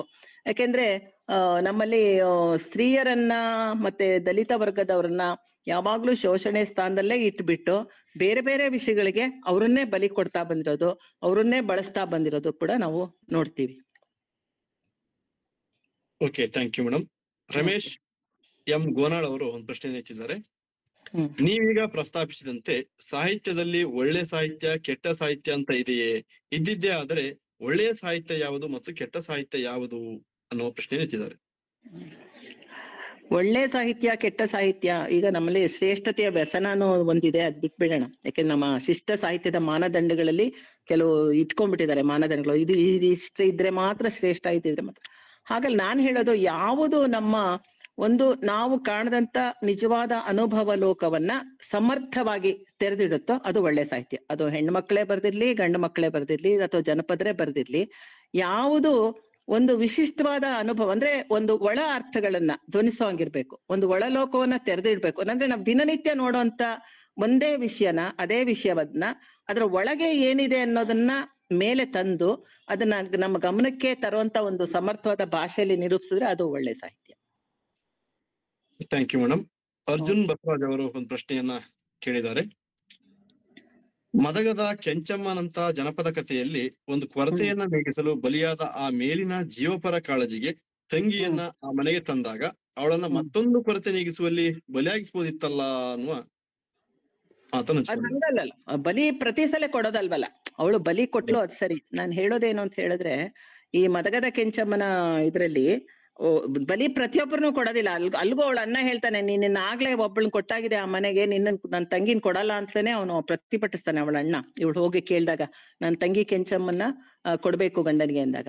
ಅಂದ್ರೆ ಆ ರೀತಿಯ ಒಂದು ಬಲಿ ಕೊಡೋದು ಏನು ಎಲ್ಲಾ ಹೆಣ್ಮಕ್ಳನ್ನು ಕೊಡೋದಲ್ಲ, ಅದು ಒಂದು ಮೂಢನಂಬಿಕೆ ಇತ್ತು. ಕೆರೆಗೆ ನೀರ್ ಬರ್ಲಿಲ್ಲ, ಮೂಢನಂಬಿಕೆ ಅದೊಂದು ಕೊಟ್ರು ಅಷ್ಟೇನೆ. ಆದ್ರೆ ನಮ್ಮ ಕೆಂಡಕೊಂಡವಾದಂತ ಕಥೆಗಳಲ್ಲೂ ಕೂಡ ಇದು ಬರುತ್ತೆ. ಅಂದ್ರೆ ಮಗು ಅನಾಥ ಆಗ್ಬಾರ್ದು, ಮನೆ ಅನಾಥ ಆಗ್ಬಾರ್ದು, ಅದಕ್ಕೆ ಒಂದು ವ್ಯವಸ್ಥೆವನ್ನ ಮಾಡೋ ಅಂತ ಒಂದು ಜೀವನ್ಮುಖಿ ದೃಷ್ಟಿ ಇದೆಯಲ್ಲ, ಅದು ಗಮನಾರ್ಹ ಅಂತ ನನ್ಗನ್ಸುತ್ತೆ. Thank you madam. ಓಕೆ, ನಮ್ಮ ಬಸವರಾಜ್ ಕೋಡಗುಂಟಿ ಸರ್ ಅವರು ಒಂದು ಪ್ರಶ್ನೆಯನ್ನ ಕೇಳಿದ್ದಾರೆ. ಈ ಕವನ ಸಂಬಂಧಗಳ ಬಗೆಗೆ ಮತ್ತು ಕುಟುಂಬ ವ್ಯವಸ್ಥೆಯ ಬಗೆಗೆ ಎಂತ ಸಂದೇಶವನ್ನ ಇಲ್ವೇ ಎಂತ ತಿಳುವಳಿಕೆಯನ್ನ ಕೊಡ್ತದೆ ಅನ್ನೋದನ್ನ? ಇಲ್ಲಿ ಕುಟುಂಬ ಸಂಬಂಧಗಳು ಹೆಚ್ಚು ಇಲ್ಲಿ ಪ್ರತಿಬಿಂಬಿತ ಆಗಿಲ್ಲ. ಅಂದ್ರೆ ಕೆರೆಗೆ ಹಾರದಲ್ಲಿ ತುಂಬಾ ಅದು ಏನಂತ ಹೇಳಿದ್ರೆ ಅದನ್ನ ನಮ್ಮ ತೀನಂ ಶ್ರೀ ಅವರು ಅದನ್ನ ಕೆರೆಗೆ ಹಾರನ ಕನ್ನಡ ಕಾವ್ಯಶ್ರೀಯ ಕಂಠಹಾರ ಅಂತ ಹೊಗಳಿದ್ರು ಅವ್ರು, ಗೊತ್ತಾಯ್ತಾ? ಅದನ್ನ ಅಲ್ಲಿ ಈ ತರದ ಯಾವ್ದು ಅಂಶಗಳು ಬೆಳಕಕ್ಕೆ ಬರಲ್ಲ. ಆದ್ರೆ ನಾನು ಮದಗದ ಕೆಂಚಮ್ಮ ಇದೆಯಲ್ಲ, ನಿಜವಾಗ್ಲೂ ನೀವು ಕಂಪ್ಯಾರಿಟಿವ್ ಸ್ಟಡಿ ಮಾಡಕ್ ಟೆಕ್ಸ್ಟ್ ಇಟ್ಕೋಬೇಕು. ಯಾರು ಕೃಷ್ಣಮೂರ್ತಿ ಹನೂರ್ ಅವರ ಕತ್ತಲ ದಾರಿ ದೂರ ಅನ್ನೋ ಒಂದು ಕಥನಗಿದೆ. ಅಲ್ಲಿ ಏನಂತ ಹೇಳಿದ್ರೆ ಬೇರೆ ಎಲ್ಲೂ ಪಾಠಗಳು ಸಿಗಲ್ಲ. ಅಲ್ಲಿ ಅತ್ತೆ ಕೂಡ ದುಃಖಿಸ್ತಾಳೆ ಇವಳು ಕೆರೆಗೆ ಹಾರ ಆಗೋಗ. ಆಮೇಲೆ ನಾದಿನಿ ಹೋಗ್ತಾಳಲ್ಲ, ನಾದಿನಿ ಅವಳು ಕೆರೆಗೆ ಹಾರ ಆಗಿ ಬರುವಾಗ ತುಂಬಾ ದುಃಖ ಮಾಡ್ತಾಳು. ಅವಳು ಎಷ್ಟು ದುಃಖ ಮಾಡ್ತಾಳೆ ಅಂತ ಹೇಳಿದ್ರೆ ತುಂಬಾ ಚೆನ್ನಾಗಿದೆ ಕೂಡ, ಸಾಹಿತ್ಯಿಕವಾಗಿ ಕೂಡ ಇದೆ. ಸಾಲುಗಳನ್ನ ಸುಮ್ನೆ ಓದ್ತೀನಿ.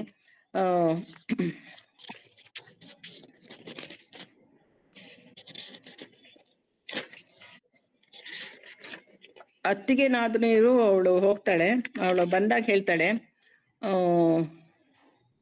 3 ದಿನದ ಬಾಣಂತಿನ ಮದುಗದ ಕೆರೆಗೆ ಕೊಟ್ಟೇನೆ ಬಂದೆನುತ್ತಾ ಬೋರಾಡಿ ಅಳುತ್ತಾಳೆ. ನಿಸ್ತ್ರೆ ಕೆಂಚಮ್ನ ಕೆರೆಗೆನೆ ಬಲಿ ಕೊಟ್ಟೇನೆಂದು ಅಳುತ್ತಾಳೆ. ಅಂದ್ರೆ ಇಲ್ಲಿ ಅತ್ತಿಗೆ ನಾದಿನಿ ಮತ್ತೆ ಅತ್ತೆ ಸೊಸೆ, ತಾಯಿ ಮಗಳು, ಅಣ್ಣ ತಂಗಿ, ಈ ರೀತಿಯ ಸಂಬಂಧಗಳು ಕೂಡ ಇಲ್ಲಿ ತುಂಬಾ ಚೆನ್ನಾಗಿ ವ್ಯಕ್ತ ಆಗಿದೆ ಈ ಮದಗದ ಕೆಂಚಮ್ಮನ ಪಾಠನಲ್ಲಿ. ನನ್ನ ತಾಯಿ ಕೆಂಚನಿಸ್ತ್ರೆ ನಿನ್ನ ಸುಳಿವೇ ಇಲ್ಲ, ಎಲ್ಲಿ ಇದೆಯೇ ಸುಳಿವಿಲ್ಲ, ಮದಗಾದ ಕೆರೆಗೆ ನಿಂತೇನೆ, ಅಲ್ಲಿಂದ ಮಲಕಮ್ಮ ಎಲ್ಲಿಗೆ ನಡೆದಾಳು, ಮದಗಾದ ಕೆರೆಯಿಂದಕ್ಕೆ ನಡೆದು ಬರುತ್ತಾಳು, ಬರುವಾಗ ಇಬ್ಬರಾಗಿ ಹೋಗುತ್ತಲೇ ನಾನೊಬ್ಬಳಾದೆ, ಎಲ್ಲಿ ಹೋದಿಯಮ್ಮ ಸುಳುವಿಲ್ಲ, ನಿನ್ನ ಹೆಜ್ಜೆಗಳು ಈ ದಾರಿಲೇ ಮಾಸಿಲ್ಲ, ಎಲ್ಲಿ ಹೋದಿಯಮ್ಮ ನಿನ್ನ ಸುಳುವಿಲ್ಲ. ಹೀಗೆ ಅವಳ ಅತ್ತೆ ಕೇಳ್ತಾಳೆ, ತಾಯಿ ಮಲಕಮ್ಮ, ಮಗಳೇನೇ ಮಲಕಮ್ಮ ಚಿನ್ನದ ಕ್ಯಾದಿಗೆ, ಓದೋರಿಬ್ಬಾರು ಬಂದೋಳು ಒಬ್ಬಳಲ್ಲೇ, ನನ್ನ ಮಗಳೇ ನಿಮ್ಮತ್ತಿಗೆ ಕೆಂಚಮ್ಮ ಎಲ್ಲೆ, ನಿನ್ನ ಸೊಸೆಯನ್ನು ನಿನ್ನ ಗಂಡ ಮದಗಾದ ಕೆರೆಗೆನ್ನ ಮದಗಾದ ಕೆರೆಗೆ ಬಲಿಕೊಟ್ಟ, ಮದಗಾದ ಕೆರೆಯಾಗೆ ಐದಾಳೆ. ಅಂದ್ರೆ ಇಲ್ಲಿ ಈ ಮದಗದ ಕೆಂಚಮ್ಮನ ಪಾಠದಲ್ಲಿ ಮಾತ್ರ ಅಂದ್ರೆ ಅತ್ತಿಗೆ ನಾದಿನಿ, ತಾಯಿ ಮಗಳು, ಅಣ್ಣ ತಂಗಿ, ಈ ಸಂಬಂಧಗಳು ಈ ಪಾಠದಲ್ಲಿ ತುಂಬಾ ಚೆನ್ನಾಗಿ ವ್ಯಕ್ತ ಆಗಿದೆ. ಇದು ಕೂಡ ನಾವು ತೌಲನಿಕ ಅಧ್ಯಯನ ಮಾಡಿದಾಗ ಕಂಡುಕೋಬಹುದು. ಬೇರೆ ಗರತಿ ಹಾಡಲ್ಲಂತೂ ನಿಮ್ಗೆ ಸಾಕಷ್ಟು ಕೌಟುಂಬಿಕ ಸಂಬಂಧಗಳು, ಅಣ್ಣ ತಂಗಿಯ ಪ್ರೀತಿಗಳು, ಅಥವಾ ಅತ್ತಿಗೆ ಅಲ್ಲಿರುವಂತ ಒಂದು ಕೆಟ್ಟ ಸ್ವಭಾವಗಳಿರ್ಬೋದು, ಆಮೇಲೆ ಗೆಳತಿಯರ ಒಂದು ಪರಸ್ಪರ ಸ್ನೇಹ, ಈ ತರದ್ ತುಂಬಾ, ಅಂದ್ರೆ ಅವ್ರ ಕೌಟುಂಬಿಕ ಸಂಬಂಧಗಳಿಗೆ ಕೊಟ್ಟಷ್ಟು ಪ್ರಾಶಸ್ತ್ಯವನ್ನ ಬೇರೆ ಇನ್ಯಾವುದಕ್ಕೂ ಕೊಡಲ್ಲ. ಅದು ತಾಯಿ ಮಗಳ ಸಂಬಂಧಕ್ಕೆ ನಮ್ಮ ಭಾಗ್ಯದ ಬಳೆಗಾರ ಹೋಗಿ ಬಾನಂತವರಿಗೆ ನಾವು ಗೀತೆನೇ ನೋಡ್ಬೋದು. ತಾಯಿ ಮಗಳ ಸಂಬಂಧ, ತಾಯಿ ಮಕ್ಕಳ ಸಂಬಂಧ, ಮತ್ತೆ ಅಣ್ಣ ತಮ್ಮರ ಸಂಬಂಧ, ಅಥವಾ ಅಣ್ಣ ತಮ್ಮರ ಬಗ್ಗೆ ತಂಗಿಯರು ಹೇಳುವಂತದ್ದು, ನಾಗರ ಪಂಚಮಿ ಹಾಡು, ಇವೆಲ್ಲ ಇದೆಯಲ್ಲ, ಇವೆಲ್ಲವೂ ಕೂಡ ಕೌಟುಂಬಿಕ ಸಂಬಂಧಗಳು, ಕೌಟುಂಬಿಕ ಬಾಂಧವ್ಯಗಳ ಒಂದು ಮಾರ್ಧವತೆನ ಎತ್ತಿ ಹೇಳುವಂತ ಹಾಡುಗಳು. ಧನ್ಯವಾದಗಳು ಮೇಡಮ್. ಓಕೆ, ಮತ್ತೆ ಯಾರಾದ್ರೂ ಸ್ನೇಹಿತರು, ಸಾಹಿತ್ಯ ಬಂಧುಗಳು ಪ್ರಶ್ನೆಯನ್ನ ಕೇಳೋದಿದ್ರೆ ನೇರವಾಗಿ ಕೇಳಬಹುದು. ಚಾಟ್ ಬಾಕ್ಸಿನ ಪ್ರಶ್ನೆಗಳೀಗ ಮುಗಿದಿರುತ್ತದೆ, ನೇರವಾಗಿ ಪ್ರಶ್ನೆಗಳನ್ನ ಕೇಳಬಹುದು. ಅಥವಾ ತಮ್ಮ ಅನಿಸಿಕೆಗಳನ್ನ ಅಥವಾ ತಮ್ಮ ಒಳನೋಟಗಳನ್ನ ಈ ಪದ್ಯದ ಕುರಿತು ಕೇಂದ್ರೀಕರಿಸಿ ಏನಾದ್ರು ಹಂಚಿಕೊಳ್ಳೋದಿದ್ರೆ ಖಂಡಿತವಾಗಿ ಅವಕಾಶ ಇದೆ.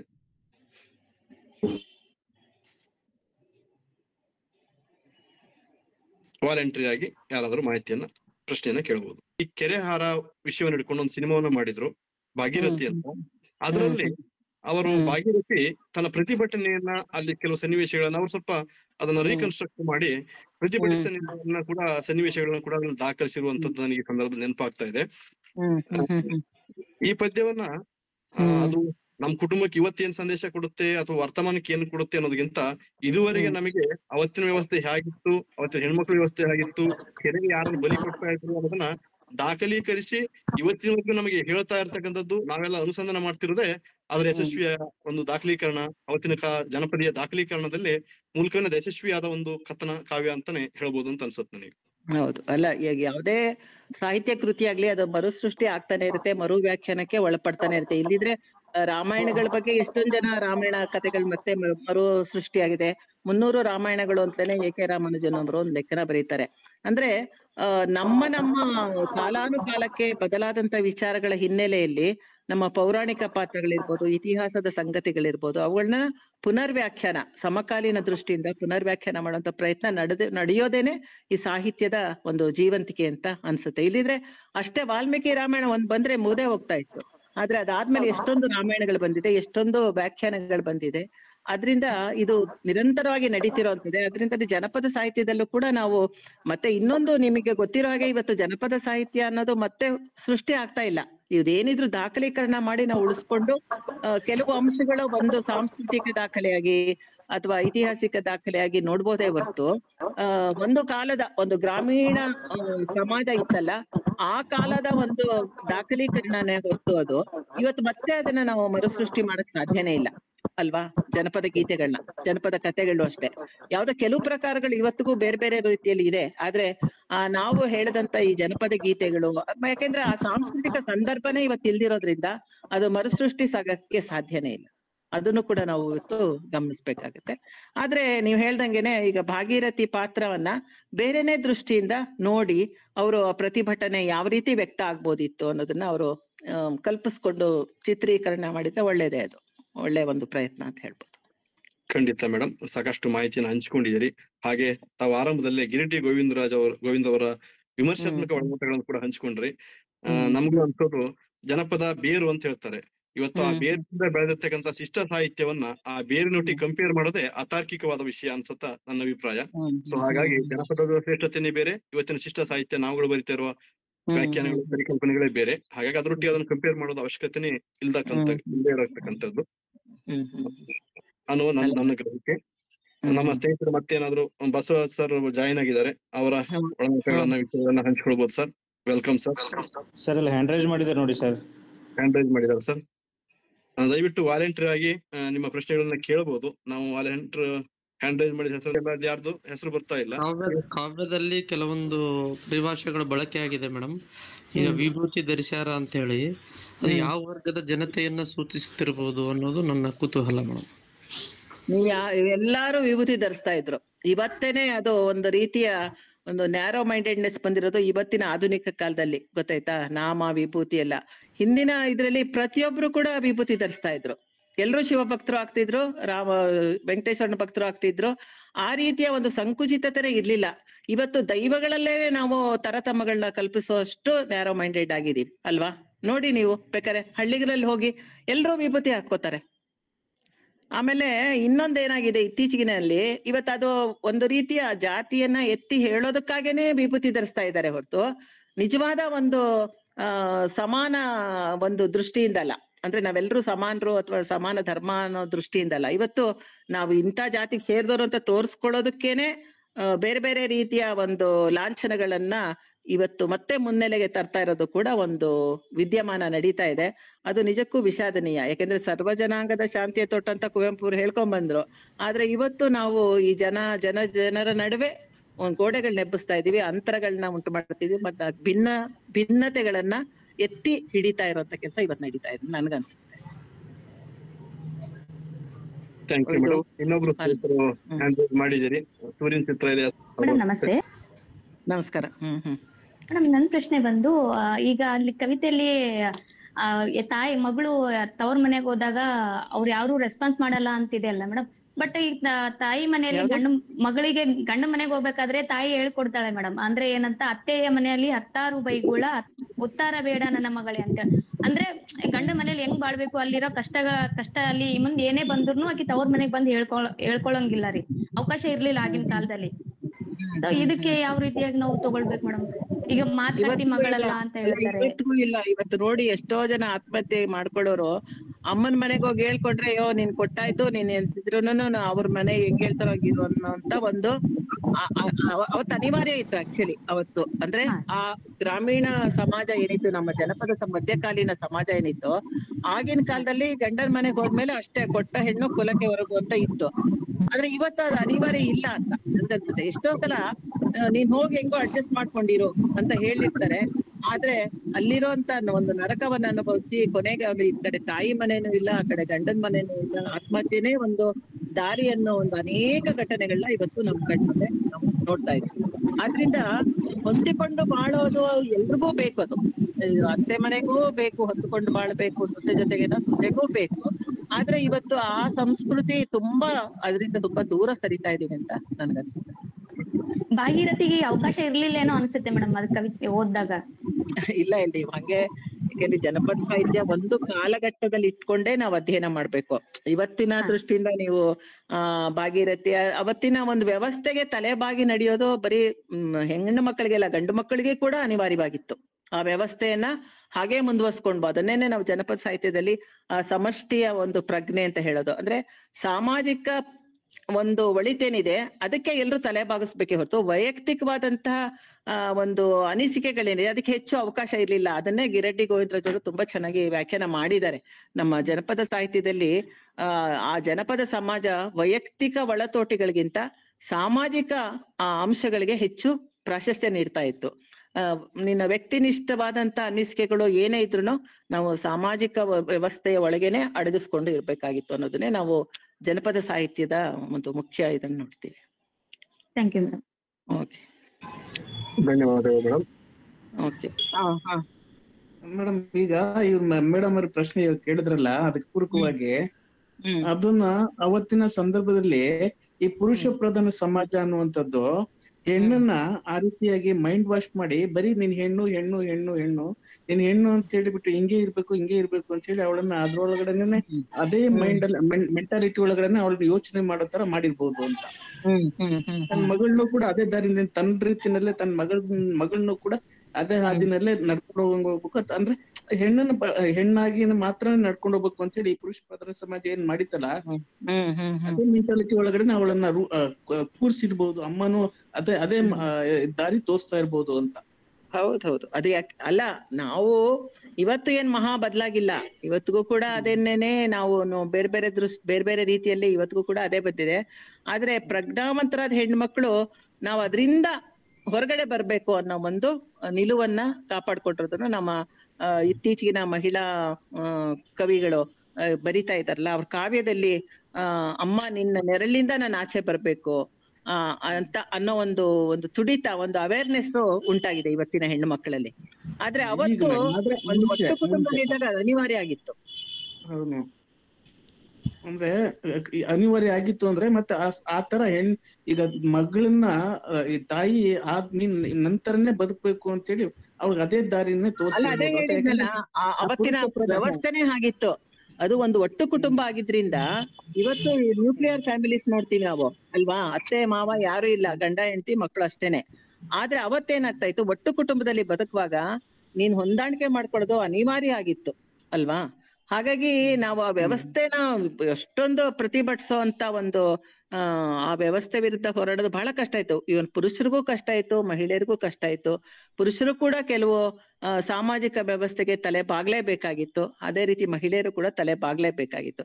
ಸೊ ನಾವು ಇದನ್ನ ಜನಪದ ಸಾಹಿತ್ಯವನ್ನ ಅದು ಹುಟ್ಟಿದಂತಹ ಕಾಲಘಟ್ಟ, ಸಾಂಸ್ಕೃತಿಕ ಕಾಲಘಟ್ಟದಲ್ಲಿಟ್ಟು ನಾವು ಅದನ್ನ ಅಧ್ಯಯನ ಮಾಡ್ಬೇಕೆ ಹೊರತು ಇವತ್ತಿನ ದೃಷ್ಟಿಯಿಂದ ಅದನ್ನ ವ್ಯಾಖ್ಯಾನ ಮಾಡೋದ್ರೆ ಸ್ವಲ್ಪ ಬೇರೆ ತಪ್ಪಾಗುತ್ತೆ, ತಪ್ಪು ದಾರಿಗೆ ಹೋಗ್ತೀವಿ ಅಂತ ಅನ್ಸುತ್ತೆ. Thank you. ವ್ಯವಸ್ಥೆಯ ಯಥಾಸ್ಥಿತಿವಾದ ಅವತ್ತಿನ್ನು ಪ್ರಬಲವಾಗಿದ್ದಂತ ಕಾಲಘಟ್ಟ ಇವತ್ತು ಇದೆ. ಇವತ್ತು ಏನ್ ಬಹಳ ಬದಲಾಗಿಲ್ಲ. ಇವತ್ತಿನ ಕಮರ್ಷಿಯಲ್ ಫಿಲ್ಮ್ಸ್ ನೋಡ್ಬಿಟ್ರೆ ನಿಮಗೆ ಗೊತ್ತಾಗುತ್ತೆ, ಅಥವಾ ನಮ್ಮ ಟಿವಿ ಸೀರಿಯಲ್ಸ್ ನೋಡಿದ್ರೆ ಗೊತ್ತಾಗುತ್ತೆ ಅವ್ರಿಗೆಲ್ಲ ಏನ್ ಎತ್ತಿ ಹಿಡಿತಿದ್ದಾರೆ, ಯಾವ ರೀತಿ. ಈಗ ಹೆಣ್ಣನ್ನ ತುಂಬಾ ಕೆಟ್ಟದಾಗಿ ತೋರ್ಸೋದು ಕೂಡ ಒಂದು ರೀತಿಯ ಪೂರ್ವಾಗ್ರಹ ದೃಷ್ಟಿನೇ, ಅಥವಾ ತುಂಬಾ ಪ್ರೋಗ್ರೆಸಿವ್ ಅಂತ ತೋರ್ಸೋದು ಕೂಡ ಒಂದು ರೀತಿಯ ಅಂದ್ರೆ ಐದರ್ ಗಂಡು ಬೇರೆ ಇಲ್ಲದ್ರೆ ತುಂಬಾ ಮೌನಿ, ಎರಡೇ ಅಲ್ಲಿರೋದು ಪೋಲ್ಸ್, ಧ್ರುವಗಳು. ಮಧ್ಯ ಅಂದ್ರೆ ಒಂದು ಸಮಾನ ಸ್ಥಿತಿಯಲ್ಲಿರುವಂತಹ ಒಂದು ಏನು ಪೂರ್ವಾಗ್ರಹ ಪೀಡಿತವಲ್ಲದಂತ ದೃಷ್ಟಿಯಿಂದ ಹೆಣ್ಣನ್ನ ಚಿತ್ರಿಸಿರೋದು ಇವತ್ತಿಗೂ ಕೂಡ ಬಹಳ ಕಡಿಮೆ ಇದೆ. ನಾವು ತುಂಬಾ ಆಧುನಿಕ ಸಾಹಿತ್ಯದಲ್ಲೂ ಕೂಡ ಗೊತ್ತಿದ್ದೋ ಗೊತ್ತಿಲ್ದೇನೋ ನಾವು ಅದೇ ದೃಷ್ಟಿಯನ್ನ ತರ್ತಾ ಇರ್ತೀವಿ. ಸ್ವಲ್ಪ ಸೂಕ್ಷ್ಮವಾಗಿ ನೋಡಿದಾಗ ನಿಮ್ಗೆ ಅದು ಗೊತ್ತಾಗತ್ತೆ ಅಲ್ವಾ. ಹೌದು, ನವ್ಯ ಸಾಹಿತ್ಯದಲ್ಲಂತೂ ಜಾಸ್ತಿನೇ ಕಾಣಿಸುತ್ತೆ. ಹೌದೌದು. ನೀವು ಸುಮ್ನೆ ನಾವು ಯಾಕೆಂದ್ರೆ ನಮ್ ದೃಷ್ಟಿಕೋನಗಳು ಬಹಳ ಬದಲಾಗಿಲ್ಲ. ಇವತ್ತಿಗೂ ಕೂಡ ಮುತ್ತು ಕೊಡುವವಳು ಬಂದಾಗ ತುತ್ತು ಕೊಟ್ಟವಳನ್ನು ಮರಿಬೇಡ ಅಂತ ಆಟೋ ಹಿಂದೆ ಬರ್ಸ್ತಾರೆ ಅಂತ ಇಟ್ಕೊಳ್ಳಿ. ಅಂದ್ರೆ ಇದೇನ್ ತೋರ್ಸುತ್ತೆ, ಇವತ್ತಿಗೂ ತಾಯಿ ಆದವಳಿಗೆ ಕೊಡೋ ಸ್ಥಾನನ ಅವಳು ಹೆಣ್ಣೆ, ಆದ್ರೆ ಹೆಂಡತಿಯಾದವಳಿಗೆ ಕೊಡೋದಿಲ್ಲ ಅಲ್ವಾ. ನಮ್ಗೆ ತಾಯಿಗೆ ಕೊಟ್ಟಂತ ಗೌರವನ ಅವಳು ಹೆಣ್ಣೆ ಇವಳು ಹೆಣ್ಣೆ ಅಂದ್ರೆ ಇವತ್ತಿಗೂ ಕೂಡ ತಾಯಿ ಅನ್ನೋ ಮೌಲ್ಯ ಅದು ಹೌದು ಕೂಡ ನಿಜ ಕೂಡ. ಆದ್ರೆ ಹೆಣ್ಣನ್ನ ಹೆಣ್ಣು ಅನ್ನೋ ಕಾರಣಕ್ಕಾಗೇನೆ ತುಚ್ಛೀಕರಿಸೋದಾಗ್ಲಿ, ಹೆಣ್ಣನ್ನ ಹೆಣ್ಣು ಅನ್ನೋ ಕಾರಣಕ್ಕಾಗೇನೆ ಶೋಷಣೆ ಮಾಡೋದಾಗ್ಲಿ, ಇವೆಲ್ಲ ಇವತ್ತಿಗೂ ಕೂಡ ಬೇರೆ ಬೇರೆ ರೂಪದಲ್ಲಿ ತುಂಬಾನೇ ಸಿನಿಮಾಗಳಲ್ಲಿ ನೋಡ್ತೀವಿ. ಬೇರೆ ಬೇರೆ ಯಾವ ರೀತಿ ಬಳಸ್ಕೋತಾರೆ ಹೆಣ್ಣನ್ನ, ಪ್ರಚಾರಕ್ಕಿರ್ಬೋದು, ಜಾಹೀರಾತುಗಳಿರ್ಬೋದು, ಪ್ರತಿಯೊಂದು ಕೂಡ ಬೇರೆ ಬೇರೆ ರೀತಿಯಲ್ಲಿ ಹೆಣ್ಣನ್ನ ಅದೇ ಸ್ಥಿತಿಯಲ್ಲೇ ಇಟ್ಟಿದೆ ಪುರುಷ ಪ್ರಧಾನ ಸಮಾಜ. ಏನು ಬದಲಾಗಿಲ್ಲ. ತುಂಬಾ ಕಷ್ಟ ಇದೆ. ಇದು ಬದಲಾಗ್ಬೇಕಾದ್ರೆ ನಾವು ನೋಡೋ ಮನಸ್ಥಿತಿಗಳು ಮೊದಲು ಬದಲಾಗ್ಬೇಕು. ಆ ಮನಸ್ಥಿತಿ ಬದಲಾಗ್ಬೇಕಾದ್ರೆ ಅದಕ್ಕೆ ತಕ್ಕಂತಹ ಒಂದು ಸಾಹಿತ್ಯ ಇರ್ಬೋದು, ಬೇರೆ ಬೇರೆ ರೀತಿಯಲ್ಲಿ ಆ ಬದಲಾಗುವಂತ ಒಂದು ಸ್ಥಿತಿನ ನಾವು, ಅದು ಬರೀ ಭಾರತಕ್ಕಲ್ಲ, ಇವನ್ ವಿದೇಶಗಳಲ್ಲೂ ಕೂಡ ಏನು ಮಹಾ ಬದಲಾವಣೆ ಇಲ್ಲ. ಇಲ್ಲಿ ಸ್ವಲ್ಪ ಹೆಚ್ಚಿರ್ಬೋದು, ಅಲ್ಲಿ ಸ್ವಲ್ಪ ಕಡಿಮೆ ಇರ್ಬೋದು ಅಷ್ಟೇ ಹೊರತು ಅಲ್ಲಿಯೂ ಕೂಡ ಹೆಣ್ಣನ್ನ ಫಸ್ಟ್ ಯಾವಾಗಲೂ ಸೆಕೆಂಡ್ ಸೆಕ್ಸ್ ಅಂತಲೇ ನೋಡೋದು. ಅದು ಬೇರೆ ಬೇರೆ ವಿಷಯ. ಅಂದ್ರೆ ಈಗ 5 ಜನಕ್ಕೆ ಪ್ರಶಸ್ತಿ ಕೊಟ್ರೆ ಒಬ್ಬ ಹೆಣ್ಮಗಳಿಗೆ ಕೊಡೋಣ ಅಂತ ಅಷ್ಟೇ. ಅಲ್ಲಿ 4 ಜನ ಹೆಣ್ಮಕ್ಳು ಸಮಾನ ಇದ್ರಿದ್ರು ಅದಲ್ಲ, ಒಬ್ಬ ಹೆಣ್ಮಗಳಿಗೆ ಅದು ಇವತ್ತಿಗೂ ಬೇರೆ ಬೇರೆ ರೀತಿಯಲ್ಲಿ ಕಾಣಿಸುತ್ತೆ. Okay, thank you madam. ಮತ್ತೆ ಯಾರಾದ್ರೂ ಪ್ರಶ್ನೆ ಕೇಳೋರು ಇದ್ದೀರಾ? ನಾನೇ ಮಾಡ್ಬೇಕು ಸರ್. ಯಾರ್ದು ಇಲ್ಲ ಅಂತಂದ್ರೆ ಪ್ರಕಾಶ್ ಅಂತ ಈ ಪ್ರಮುಖ ನಮ್ಮ ರಾಜ್ಯದಲ್ಲಿ ಒಂದು ವಿನೂತನದ ಪ್ರಯತ್ನ ಮಾಡ್ತಾ ಇರ್ತಕ್ಕಂಥದ್ದು ಭಂಡಾರ ಸಾಹಿತ್ಯದ ಒಂದು ಹೆಗ್ಗಳಿಕೆ ಅನ್ಬೋದು. ಅದೇನಂದ್ರೆ ನಮ್ಮ ಎಲ್ಲರ ಕನ್ನಡವನ್ನ ಹೆಚ್ಚು ಪ್ರಚಲಿತಕ್ಕೆ ತಂದು ಇವತ್ತು ಸಾಹಿತ್ಯ ಕೃತಿಗಳ ರಚನೆಯನ್ನು ಕೂಡ ಅದೇ ನಿಟ್ಟಿನಲ್ಲಿ ಮಾಡ್ತಾ ಇರ್ತಕ್ಕಂತಹ ಭಂಡಾರ ಪ್ರಕಾಶನ ಇವತ್ತು ಈ ಸಾಹಿತ್ಯ ಅಭಿಯಾನ ಅಂತಾನೆ ಕರಿಬಹುದೇನೋ, ಈ 100 ಉಪನ್ಯಾಸಗಳನ್ನ ಹಮ್ಮಿಕೊಂಡಿರ್ತಕ್ಕಂಥದ್ದು ನಮ್ಮೆಲ್ಲರ ಸೌಭಾಗ್ಯ. ಅದನ್ನ ಆಲಿಸ್ತಕ್ಕಂಥದ್ದು, ಸಾಕಷ್ಟು ಪ್ರಜ್ಞಾವಂತಿಕೆಯ ಮಾತುಗಳನ್ನ ಕೇಳಲಿಕ್ಕೆ ಒಂದು ಅವಕಾಶವನ್ನು ರೂಪಿಸಿರ್ತಕ್ಕಂಥದ್ದು ತುಂಬಾ ಪ್ರಯೋಜನಕಾರಿಯಾಗಿದೆ. ಇವತ್ತಿನ ತಮ್ಮ ಸಮಯವನ್ನ ಬಿಡುವು ಮಾಡಿಕೊಂಡು ನಮ್ಮೊಟ್ಟಿಗೆ ತಮ್ಮ ಒಳನೋಟಗಳನ್ನ, ತಮ್ಮ ಜನಪದೀಯ ಚಿಂತನೆಗಳನ್ನ ಹಂಚಿಕೊಂಡಿರ್ತಕ್ಕಂಥ ಸಂಜಯ್ ರೆಡ್ಡಿ ಅವರಿಗೆ ನಮ್ಮೆಲ್ಲ ಸಾಹಿತ್ಯ ಬಂಧುಗಳ ಪರವಾಗಿ, ಮುಖ್ಯವಾಗಿ ಭಂಡಾರ ಪ್ರಕಾಶನದ ಪರವಾಗಿ ನಾವು ಧನ್ಯವಾದಗಳನ್ನ, ಗೌರವದ ವಂದನೆಗಳನ್ನ ಅರ್ಪಿಸ್ತೇವೆ. ಅವಕಾಶಕ್ಕಾಗಿ ಮತ್ತೆ ನಿಮ್ಮೊಂದಿಗೆ ಒಂದು ನನ್ನ ವಿಚಾರಗಳು ಹಂಚಿಕೊಳ್ಳೋ ಅವಕಾಶಕ್ಕಾಗಿ ನಿಮ್ಮೆಲ್ರಿಗೂ ಹಾರ್ದಿಕವಾದಂತ ಧನ್ಯವಾದಗಳು ಮತ್ತು ವಂದನೆಗಳು.